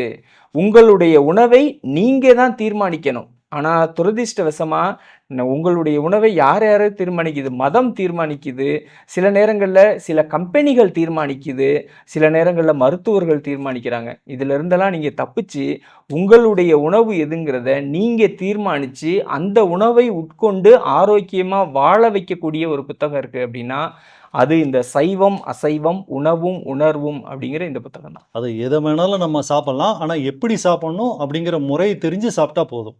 எதை வேணாலும் நம்ம சாப்பிடலாம் அப்படிங்கிறது உறுதியாகுது. இந்த யாக்கை தெரப்பி வகுப்பு வந்து எதை சம்பந்தமாக இருக்குங்கய்யா? இது வந்து ஆன்மீகம் சம்பந்தமானதா, மருத்துவம் சம்பந்தமானதா, இல்லை வாழ்வியல் சம்பந்தமானதா, இல்லை நம்ம மரபு வழி சம்பந்தப்பட்ட வகுப்பாக இருக்குங்களா ஐயா? நீங்கள் இதெல்லாம் தனித்தனியாக கேட்டிருக்கீங்க. என்னை பொறுத்தவரை இது எல்லாமே ஒன்று தான். ஆன்மீகம்னா என்ன அப்படின்னா, ஏதோ ஒரு வாழ்க்கைக்கு சம்மந்தம் இல்லாத மாதிரி நிறைய பேர் சொல்லிகிட்டு இருக்காங்க. நாங்கள் ஆன்மீக வழியில் இருக்கிறோம். ஆன்மீகம்னால என்ன அப்படின்னா, இன்புற வாழக்கூடிய வாழ்க்கை தான் ஆன்மீகம். நாம் எப்படி மருந்து மாத்திரை இல்லாமல் இன்புற வாழ்வது, வாழ்வாங்கு வாழ்கிறது தான் பையத்துள் வாழ்வாங்கு வாழ்பவர் வானுரையும் தெய்வத்துள் வைக்கப்படும். அதனால் ஆன்மீகம் வேறு, வாழ்வியல் வேறு கிடையாது. 2மே ஒன்று தான். அதாவது உண்மையான ஆன்மீகவாதிங்கிறது குடும்பஸ்தன்கிறீங்க. குடும்பஸ்தன்னு கிடையாது. நீங்கள் வந்து மருந்து மாத்திரை இல்லாமல் வாழ்கிறது, அவ்வளோதான். இந்த நீங்கள் வந்து அசைவம் சாப்பிடலாம் அப்படின்னீங்க. அப்போ அசைவம் சாப்பிடும்போது அதோட கர்மா, ஒரு உயிரை கொன்று நம்ம சாப்பிடும்போது அந்த கர்மா எப்படி நமக்கு அது பாதிப்புகள் ஏற்படுத்துங்க? கர்மா, நிறைய பேர் கர்மான்னு குழம்பிக்கிட்டே இருப்பாங்க. ஒவ்வொரு வினைக்கும் சமமான எதிர்வினை உண்டு. நம்ம ஏதாவது ஒரு செயல் செஞ்சோம்னா, அந்த செயலுக்கு சமமான ஒரு எதிர்வினையை நாம் சந்திக்க வேண்டியிருக்கும். அது நல்வினையாக இருக்கலாம், அல்லது தீவினையாக இருக்கலாம், எது வேணாலும் இருக்கலாம். இப்படி தொடர்ந்து வந்துட்டே இருக்கும். இந்த நல்வினை தீவினை இது ரெண்டும் அறம் பாவம் அப்படின்னு நம்மளுடைய மரபு சொல்லும். திருவாசகத்தில் வந்து அறம் பாவம் என்னும் அருங்கயிற்றால் கட்டி அப்படின்னு சிவபுராணம் சொல்லும். இந்த அறம் பாவம் அப்படிங்கிற அருங்கயிற்றால் நம்மளுடைய ஆன்மா கட்டப்பட்டு நம்மளுடைய பிறவிகள் தோன்றும். இப்படி கட்டப்படாமல் இருக்கணும் அப்படின்னா, இந்த அறம் கருதாமல், பாவம் கருதாமல், நல்வினை கருதாமல், தீவினை கருதாமல் சமன்பாட்டு செயல்கள் செய்யும் பொழுதுதான் அந்த வினைகள் எல்லாம் முற்றுவினையா மாறும். எப்போது நாம முற்றுவினை செய்கிறோமோ, அதாவது தொடர்வினை இல்லாத ஒரு வினையை ஒரு செயலை செய்கிறோமோ, அப்பதான் இந்த கர்மா வந்து தடைபடும். அந்த தொடர்வினை இல்லாத செயல் என்ன அப்படின்னா, அது வந்து இறைவனோடு உறவாடக்கூடிய செயல் அப்படின்னு நம்மளுடைய சைவநெறி மரபு, அதாவது சிவநெறி மரபு நம்மளுக்கு வந்து சொல்லுது. அப்ப அந்த தொடர் இல்லாத முற்று வினைகளை செய்யணும். அவ்வளவுதான். இந்த முற்று வினைகளை செஞ்சோம் அப்படின்னா நாம கர்மால இருந்து நாம தப்பிச்சுக்கலாம். நம்மளுக்கு எந்த விதமான குற்ற உணர்வு இல்லாமல் வாழ்க்கையை வாழ்வாங்கு வாழ்ந்து சிறக்க முடியும். இந்த நம்ம இப்போ வாழ்ந்துட்டு இருக்கிற வாழ்க்கை வந்து முக்தி அடையும் அப்படின்னு சொல்றாங்க. இப்போ வந்து இந்த வாழ்க்கையோட அர்த்தம் என்ன? இது எங்க போய் முடிய போகுதுங்கய்யா? இந்த முக்தி அப்படின்னோடனே நிறைய பேர் தப்பா புரிஞ்சுக்கிட்டு இருக்கிறது என்ன அப்படின்னா, உயிர் பிரிஞ்ச பின்னாடி தான், உடலை விட்டு உயிர் பிரிஞ்ச பின்னாடி தான் முக்தி கிடைக்கும் அப்படின்னு நினச்சிக்கிட்டு இருக்காங்க. ஆனால் நம்மளுடைய சிவநெறி மரபு என்ன சொல்லுது அப்படின்னா, அப்படி கிடையாது. வாழும்போதே முக்தி அப்படின்னு நம்மளுடைய சிவநெறி மரபு சொல்லுது. இப்போ நான் முக்தி அடைய போகிறேனா அப்படின்னு கேட்டால், இல்லை, நான் முக்தி அடைஞ்சிட்டேன் அப்படின்னு நான் சொல்லுவேன். ரெண்டுக்கும் வித்தியாசம் இருக்குது. நான் முக்தி அடைய போகிறவன் கிடையாது, முக்தி அடைந்தவன். எப்படி அப்படின்னா, நான் எப்போது இறைவனோடு உறவாட துவங்குறேனோ, அப்படி உறவாடி நான் செய்யக்கூடிய செயல்கள் எல்லாமே முற்றுவினை செயல்களா இருக்கும். அந்த பாவம் கருதியோ புண்ணியம் கருதியோ எந்த செயலையும் நான் செய்யறது கிடையாது. இறைவனோடு உறவாடி நான் செய்யக்கூடிய செயல்கள் எல்லாம் முற்றுவினை செயல்கள். அந்த முற்றுவினை செயல்களால் என்னுடைய வாழ்க்கையை நிறைத்து கொண்டேன் அப்படின்னா நான் முக்தி அடைஞ்சிட்டேன் அப்படின்னு அர்த்தம். வாழும்போதே முக்தி அப்படிங்கிறதான் நம்மளுடைய சிவநெறி மரபு சொல்லக்கூடிய ஆன்மீகம். இப்போ ஒரு உயிரினுடைய இலக்கு என்ன அப்படின்னா, உயிரினுடைய இலக்கு வந்து முக்தி தான். பிறவி அறுத்து வாழ்றது உயிரினுடைய இலக்கு. ஏன் அந்த பிறவி அறுத்து வாழணும்? அடுத்த பிறவியை தொடர்ந்தா தான் என்ன அப்படின்னு கேட்டால், அதுக்கு வந்து நம்மளுக்கு வந்து விடை கிடையாது. இப்போ வாழ்ந்துக்கிட்டு இருக்கக்கூடிய வாழ்க்கை எதை நோக்கி போகணும்? உயிரினுடைய அறிவானவ பயணம் எதை நோக்கியதான் இருக்கணும் அப்படின்னா, அந்த பிறவி பிணி அருந்த நிலையில் நம்மளுடைய செயல்கள் இருக்கணும். காலில் ஒரு புண்ணு வந்துருச்சுன்னா நீங்கள் அந்த புண்ணை என்ன பண்ணுவீங்க? புண்ணு வந்துருச்சுன்னா அதுக்கு நாங்கள் மருந்து அது வந்து சுத்தம் பண்ணிட்டு அதுக்கு மருந்து போடுவோங்க. அந்த புண்ணுக்கு வேறு ஒரு பெயர் சொல்லுவோம்ல, புண்ணுக்கு அது என்ன பெயர்? காயம் அப்படிம்போம். அருமை. காயம். காயம். காலில் ஒரு புண்ணு வந்துருச்சுன்னா அதுக்கு பேர் வந்து சின்ன காயம். ஒட்டுமொத்த உடம்பையே என்ன சொல்லுவோம்?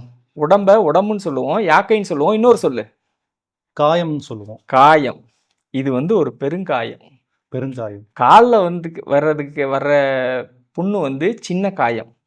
இந்த ஒட்டுமொத்த உடம்பே என்ன அப்படின்னா ஒரு பெருங்காயம். அதாவது காயக்கற்பம் அப்படிங்கிறாங்க. அதனால காயக்கற்பம் அப்படின்னு சொல்றோம். இந்த ஒட்டுமொத்த உடம்பே ஒரு பெருங்காயம். இப்போ காலில் சின்ன புண்ணு வந்துச்சுன்னா அந்த புண்ணை தொடச்சி மருந்து போட்டு குணமாக்குற மாதிரியே நம்மளுடைய பெருங்காயமாகிய இந்த உடம்பை எந்த விதமான இந்த பெரிய புண்ணுக்கு நிறைய பக்குவம் பார்க்க வேண்டியிருக்கு. சில பக்குவம் பார்த்து மருந்தில்லாத ஒரு வாழ்க்கை முறையில் வச்சிருக்கணும். அப்படி வச்சிருக்க சொல்லி கொடுக்கக்கூடிய ஒரு வகுப்பு தான் அந்த யாக்கை தெரப்பி அப்படிங்கிற நம்ம எடுக்க போகிற இந்த வகுப்பு. ஐயா, இந்த பல்லு விளக்காதீங்க அப்படின்ட்டு நீங்கள் ஒரு புத்தகம் போட்டிருக்கீங்க. நிறைய பேர் பல்லு விளக்காமல் இருக்காங்க. அது என்னங்க அது? பல்லு விளக்கலைன்னா என்ன நமக்கு பாதிப்பு ஏற்படாதாங்களே? அது புதுசாக இருக்குங்களா ஐயா? நீங்கள் இன்னைக்கு பல்லு விளக்குனீங்களா? நான் பல்லு விளக்குனேங்கய்யா. தப்பு பண்ணிட்டீங்க. நீங்கள் ஆரோக்கியமாக இருக்கணும், நலமாக இருக்கணும் அப்படின்னா பல்லு விளக்கக்கூடாது. நீங்கள் வீட்டுக்கு போனோன்னு இன்னைக்கு செய்ய வேண்டிய முதல் வேலை என்ன அப்படின்னா, டூத் பேஸ்ட் இருக்குல்ல, அதை ஒரு செத்துப்போன எலியை எவ்வளவு அருவருப்போடு தூக்கி கொண்டு போய் வெளியில் போடுவீங்களோ அதே மாதிரி வெளியில் போடக்கூடிய செயல் தான் நீங்கள் ஆரோக்கியத்திற்கான செய்யக்கூடிய முதல் செயல். பல்லு விளக்கக்கூடாது. அப்போ பல்லு விளக்கலைன்னா பக்கத்தில் யாருனாலும் வர முடியுமா? சொல்லுங்க, வர முடியுமா? அப்போ வேற என்ன பண்ணலாங்கய்யா? பல்லு விளக்காம எப்படி நமக்கு அந்த கழிவுகள்லாம் நீக்க முடியும்? நாத்தடிக்கல பல்லு விளக்குறேனா? இப்ப நாத்தடிக்கல. நீங்களா பல்லு விளக்காம இருந்தீங்கன்னா நாத்தடிக்கும். ம். என்னுடைய பல்லு விளக்காதீங்க புத்தகத்த படிச்சுட்டு பல்லு விளக்காம இருந்தீங்கன்னா, வாய் நாறாது. அது எப்படிங்கய்யா அது? எப்படி ஒரு வித்தக்காரன் மாரியே பேசுறேனா? குரலி வித்தக்காரன் மாரியே பேசுறேனா? உண்மைய தான் சொல்லிட்டு இருக்கிறேன். நம்மளுடைய மரபுல வந்து விளக்குதல், துலக்குதல் அப்படின்னு 2 வார்த்தை இருக்கும். யாருமே பல்லு விளக்குனேன் அப்படின்னு சொல்ல மாட்டாங்க. பல் துலக்குனேன் அப்படின்னு தான் சொல்லுவாங்க. பல் துலக்குதல் ஆ அப்படி. இங்க அதான் விஷயம். இப்ப உயிருள்ள உயிர்மை பொருட்கள், உயிரற்ற பொருட்கள்னு இருக்கு. இப்ப வீட்ல இருக்கக்கூடிய பாத்திரங்கள்லாம் வந்து உயிரற்ற பொருட்கள். உயிரற்ற பொருட்களை விலக்கி வைக்கணும். ம். உயிர்மை பொருட்களை துலக்கி வைக்கணும். பல்லுங்கிறது உயிர்மை பொருளா? உயிரற்ற பொருளா? உயிர் பொருள் தாங்க. அப்ப அந்த உயிர் பொருளை துலக்கி தான் வைக்கணுமே தவிர, விலக்கி வைக்கக்கூடாது. அதனால தான் பல்லு விளக்காதீங்க அப்படின்னு சொல்றேன். இப்ப விளக்குறதுக்கும், துலக்குறதுக்கும் என்ன வித்தியாசம் அப்படின்னு நீங்க புரிஞ்சுக்கிறணும் அப்படின்னா, என்னுடைய பல்லு விளக்காதீங்க புத்தகத்த படிச்சீங்கன்னா புரியும். கண்டிப்பாங்கய்யா. நான் அந்த புத்தகத்தை படித்து நானும் பல்லு விளக்காமயே இருக்கிறேங்கய்யா. அருமை, அருமை. இப்பதான் நல்ல பிள்ளையா இருக்கீங்க. ஐயா நம்ம மரபியல் சார்பாகவும், நீங்க வந்துட்டு மரபியல்ல என்ன இருக்குங்கிறது அறிவியல் மூலமாக நீங்க வந்து நெறைய விஷயங்கள வந்து நீங்க சொல்லிக் குடுத்துட்டுருக்கீங்கய்யா. இப்போ வந்து இந்த மாரி விஷயங்க நீங்க சொல்லிக் குடுக்குற விஷயங்கள வந்து நாங்க எங்க வந்தா கத்துக்கலாங்கய்யா? உங்களோட எந்த ஊர்ல இருக்கீங்க? இல்ல எந்த ஆசிரமம் இருக்கலாம்? உங்களுக்கு சென்டர் ஏதாவது இருக்குங்களா ஐயா? இல்ல நாங்க எங்க வந்தா இந்த விஷயங்கள் எல்லாம் எங்களுக்கு இன்னும் முழுமையா வந்து கிடைக்க வாய்ப்பு இருக்குங்கய்யா? ஒரு சென்டர் மாரி, ஆசிரமம் மாரி அந்த மாரிலாம் நான் எதுவும் நடத்தல. அப்பக்கப்ப நான் மக்கள வந்து சந்திப்பேன். மக்கள என்ன உங்களுக்கு ஏதாவது சந்தேகம் இருந்துச்சு அப்படின்னா, என்னைய நேரா சந்திச்சு, எல்லா சந்தேகத்தையும் நிவர்த்தி பண்ணிட்டு போலாம். சந்தேகங்கள எல்லாம் எழுதி வச்சுக்கிட்டு வந்தீங்கன்னா, என்னைய சந்திச்சுட்டு போலாம். இந்த நாள்ல நான் மக்கள சந்திக்கிறேன் அப்படின்னு ஒரு ஒரு ஒரு ஒரு சில நாட்கள நான் வந்து அறிவிப்பேன். அந்த அறிவிக்கிற நாள்ல நீங்க வந்து தொலைபேசியில தொடர்பு கொண்டுட்டு வந்தீங்கன்னா, என்னைய வந்து சந்திக்கலாம். இத எப்படி தெரிஞ்சுக்கலாம் அப்படின்னா, புதின் சுரேஷ் அப்படின்னு ஒரு வாட்ஸ்அப் குரூப் இருக்கு. அந்த வாட்ஸ்அப் குரூப்ல மட்டும் நீங்க ஜாயின் பண்ணிக்கங்க. ஜாயின் பண்ணிக்கிட்டீங்கன்னா, எப்ப நான் எந்தெந்த தேதியில நான் மக்கள சந்திக்கிறேன் அப்படின்னா, அப்பக்கப்ப அந்த குரூப்ல வந்து அறிவிப்பு வரும். அப்போ வந்து நீங்க வந்து என்னைய வந்து சந்திச்சுட்டு போயிடலாம். அந்த வாட்ஸ்அப் நம்பர அ என்ன சொல்றேன் குறிச்சுக்கங்க. 9361664723 மறுபடியும் சொல்றேன். 9361664723 இந்த எண்ணுக்கு வாட்ஸ்அப்ல ஒரு ரிக்வெஸ்ட் குடுத்தீங்க அப்படின்னா, புதின் சுரேஷ் அப்படிங்கிற வாட்ஸ்அப் குரூப்ல ஜாயின் பண்ணிக்கலாம். என்னைய நான் எப்ப சந்திக்கிறேன் அப்படின்னு ஒரு டேட் அறிவிக்கிற அன்னைக்கு நீங்க அப்பாயின்ட்மென்ட் வாங்கிட்டு, நீங்க நேரா வந்து என்னைய சந்திக்கலாம். ஐயா அப்படின்னா நீங்க வந்து ஒரு புத்தகம் மூலியமா உங்கள வந்து தொடர்பு கொள்ளலாம். இல்லன்னா நேரடி வகுப்புகள் எங்காவது நீங்க நடந்ததுன்னா, நீங்க அறிவிப்பீங்க. அத நாங்க வந்து நேரடியா உங்கள வந்து சந்திச்சுக்கலாம். இல்லன்னா ஆன்லைன் வகுப்புல உங்கள சந்திக்கலாம். 3 வழி தான் இருக்கு உங்களுக்கு. ஆமா. நிறைய இனி இனி அடுத்தடுத்து நிறைய நேரடி வகுப்புகள் நடத்தப் போறேன். பல்வேறு மருத்துவ விஷயங்கள நான் கொண்டு வரப்போறேன். இப்ப யாக்கை தெரப்பி வகுப்பு பண்ற மாரியே, அடுத்தடுத்து நிறைய வகுப்புகள கொண்டு வருவோம். இது தவிர நம்மளுடைய அம்மி தற்சார்பு சந்தையில அனாட்டமிக் தெரப்பிலயும் ஆன்லைன் வகுப்பா என்னுடைய வகுப்பு நீ ஆல்ரெடி வந்து சித்தர்களின் நித்திய பஞ்ச சுத்தி முறை அப்படிங்கிற வகுப்பு இருக்கு. போக யோகம் அப்படின்னு ஆண்கள் மட்டுமே கலந்துக்கிறக்கூடிய வகுப்பு ஆல்ரெடி போயிட்டுருக்கு. இப்ப அடுத்தடுத்த என்னுடைய பல்வேறு வகுப்புகள் இப்ப யோக வணக்கம் அப்படின்னு ஒரு வழிமுறை இருக்கு. அந்த யோக வணக்கம், உயிர் உணர் வழிபாடு நம்மளுடைய உயிரெழுத்துக்களை பயன்படுத்தி இப்ப ஆனா, ஆவன்னா சொல்றோம் இல்லையா? அந்த உயிரெழுத்துக்களை பயன்படுத்தி நம்மளுடைய ஆரோக்கிய நிலையை இன்னும் மேம்படுத்திக்கிறதுக்கான உயிருணர் வழிபாடு அப்படின்னு ஒரு வகுப்பு இருக்கு.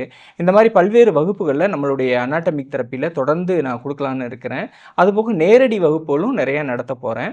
நீங்க அவசியம் இந்த வகுப்புகள் எல்லாம் கலந்துக்கிட்டு, உங்களுடைய ஆரோக்கியத்தை மேம்படுத்தி, எப்படியாவது மருந்து மாத்திரை இல்லாம ஒரு வாழ்க்கையை வாழ்ந்து காட்டணும். அதே மாரி கர்மாவையும் முற்றுவினை செயல்கள செஞ்சு, கர்மா தொடராத மாதிரி ஒரு முக்தி நிலையில நீங்க வாழணும் அப்படிங்கிறது என்னுடைய ஆசை. ஐயா நீங்க தொடர்ந்து வந்துட்டு நம்ம ஆரோக்கியமா வாழலாம், ஆரோக்கியமா இருக்கலாம், இதை செய்தால் அதை செய்யலாம் அப்படின்னு சொல்லி நெறைய விஷயங்கள சொல்றீங்க. இது வந்து நீங்க எந்த அளவுக்கு வந்து அது உண்மையான ஒரு விஷயமா இருக்குங்கய்யா? இதுக்கு என்ன ஆதாரங்கள் இருக்குங்கய்யா நமக்கு? என்னுடைய வழிமுறைய பின்பற்றி நான் சொல்லக்கூடிய இந்த வாழ்வியல் மருத்துவ வழிமுறைகள பின்பற்றி, நெறைய மருத்துவ பிரச்சனைகள்லேருந்து மீண்டு வந்து வாழ்ந்துகிட்டு இருக்கவங்க நெறைய பேர் இருக்கிறாங்க. இப்போ அவங்களையெல்லாம் கூட்டிகிட்டு வந்து இந்த பாருங்க சிகிச்சைக்கு முன்னாடி இப்படி இருந்தாங்க, சிகிச்சைக்கு பின்னாடி இப்படி ஆயிட்டாங்க அப்படின்னு நான் வந்து படம் காட்ட விரும்பலை. அப்படி படம் காட்டினேன் அப்படின்னா, நீங்கள் நிறைய பேர் இந்த மாதிரிலாம் செட்டப் பண்ணி படம் காட்டுறதையெல்லாம் நீங்கள் நிறைய படங்கள்லாம் பார்த்துருப்பீங்க. நான் இன்னும் சொல்லப் போறது, நீங்க யாரையுமே நம்ப வேண்டாம். உங்கள நீங்க நம்புங்கன்னு சொல்லுவேன். இப்ப நீங்க ஒரு பரிசோதனை மூலமா நம்பலாம். எப்படி நம்பலாம் அப்படின்னா, இப்ப நான் நான் எடுக்கப் போற இந்த யாக்கை தெரப்பி அப்படிங்கிற இந்த வகுப்புல சொல்லப்படக்கூடிய விஷயங்கள் எல்லாம் எந்த வகையிலும் உங்களுக்கு தீமை செய்யாது. இப்ப நான் சொல்லக்கூடிய எல்லா விஷயங்களும் ரொம்ப ஜாக்கிரதையா இருக்கிறேன். எந்த வகையிலும் உங்களுக்கு தீமை மட்டும் நடந்துடக்கூடாது. முழுக்க முழுக்க நன்மை நடக்கக்கூடிய மருத்துவ விஷயங்கள பத்தி மட்டும் தான் நான் பேசிட்டு இருக்கிறேன். அத பத்தி மட்டும் தான் வகுப்பு எடுத்துக்கிட்டு இருக்கிறேன். இந்த யாக்கை தெரப்பி வகுப்புல கலந்துக்கிட்டு, பின்னாடி நீங்க போயிட்டு பின்பற்ற ஆரம்பிங்க. ஒரு 1 மாசம் பின்பற்ற ஆரம்பிங்க. பின்பற்ற துவங்குறதுக்கு முன்னாடி, இப்ப யாக்கை தெரப்பின்னு கிடையாது. ஏற்கனவே நான் சொன்ன நித்திய பஞ்சசுத்தி முறை வகுப்பே கலந்துக்கிட்டு, அத பின்பற்றுவதற்கு முன்னாடியும் நீங்க ஒரு ஒரு பரிசோதனை எடுத்துக்கங்க.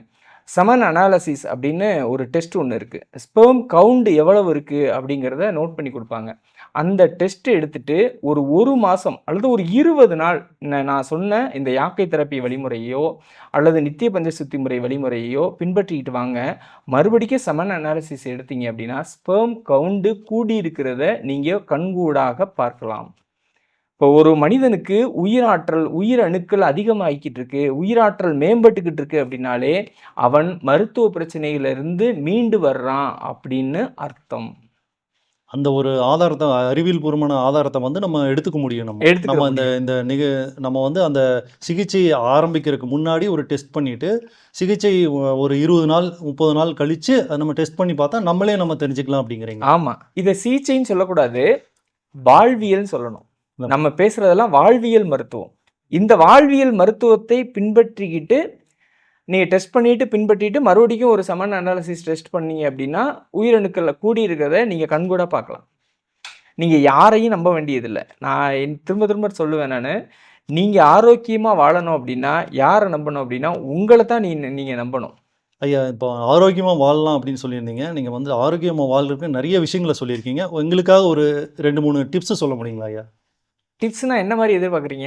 இப்போ ஏதோ ஒரு சின்ன ஒரு வழிமுறைகள், ஏதோ ஒரு சின்ன வாழ்க்கை முறையில ஒரு சின்ன ஒ மாற்றம் ஏற்படுத்தினா, இந்த மாற்றம் வரும் அப்படிங்கிற மாரி. நெறைய டிப்ஸ் எல்லாம் சொல்லிட்டு இருக்காங்க. இத மட்டும் செஞ்சீங்கன்னா போதும், அல்லது இத மட்டும் சாப்பிட்டீங்கன்னா போதும், வாழ்க்கையில சர்க்கரை நோய் வரவே வராது அப்படின்னு நெறைய டிப்ஸ்கள்ல, நெறைய சமூக வலைத்தளங்கள்ல நீங்க பார்க்கலாம்.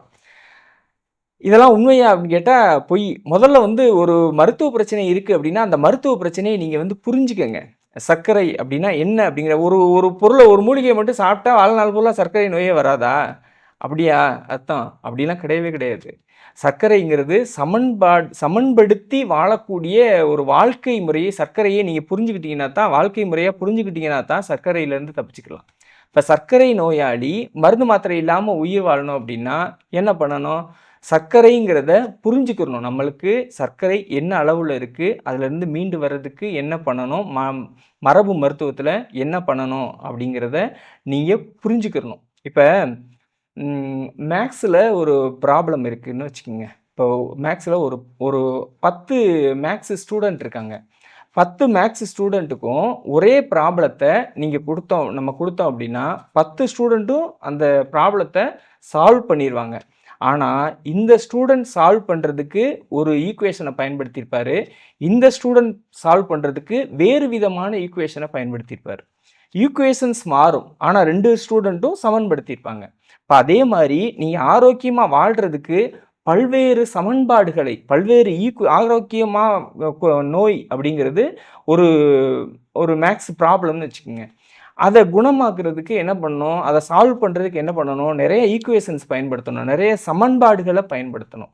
அந்த சமன்பாடுகள தான் நம்ம யாக்கை தெரப்பி அப்படிங்கிற பேர்ல பல்வேறு சமன்பாடுகள குடுக்குறோம். நான் நித்திய பஞ்சசுத்தி முறை அப்படிங்கிற பேர்ல பல்வேறு சமன்பாடுகள நான் குடுத்துட்டு இருக்கிறேன்.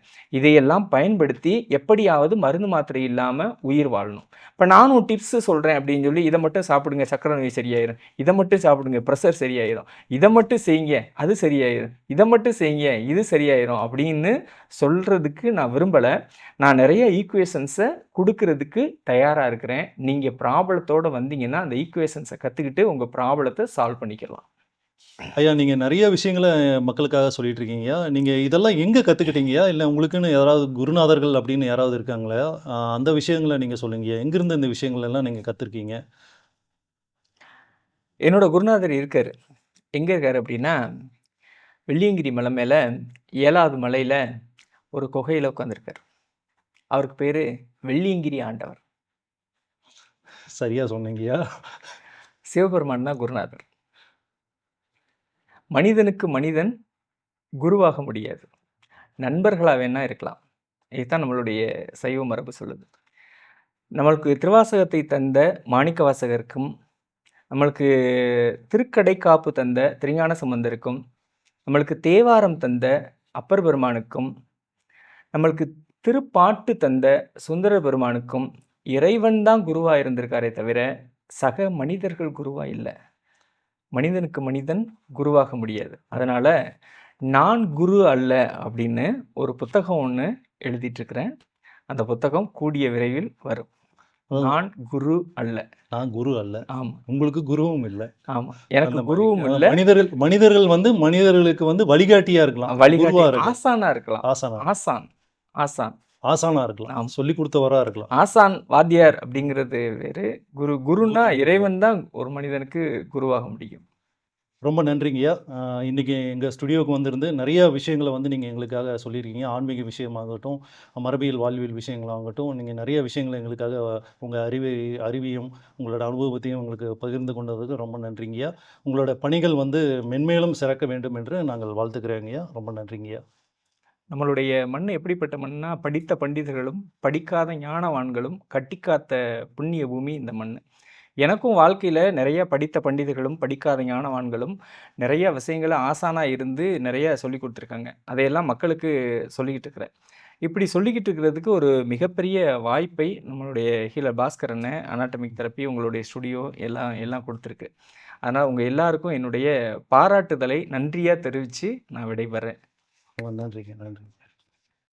வணக்கம் நண்பர்களே. யாக்கை தெரப்பி ஒரு நாள் வாழ்வியல் வகுப்பு. திரு புத்தின் சுரேஷ் அவர்கள். இந்த வகுப்பு திருப்பூரில் நடைபெற இருக்கிறது. பிப்ரவரி 7ஆம் தேதி சனிக்கிழமை காலை 9:30 ஆரம்பிக்கும், மாலை 4:30 வரை. யாக்கை therapy, Pothigai hall, Velan hotel bus stop, Kangeyam road, Tiruppur. இதற்கு கட்டணம் 500 ரூபாய்.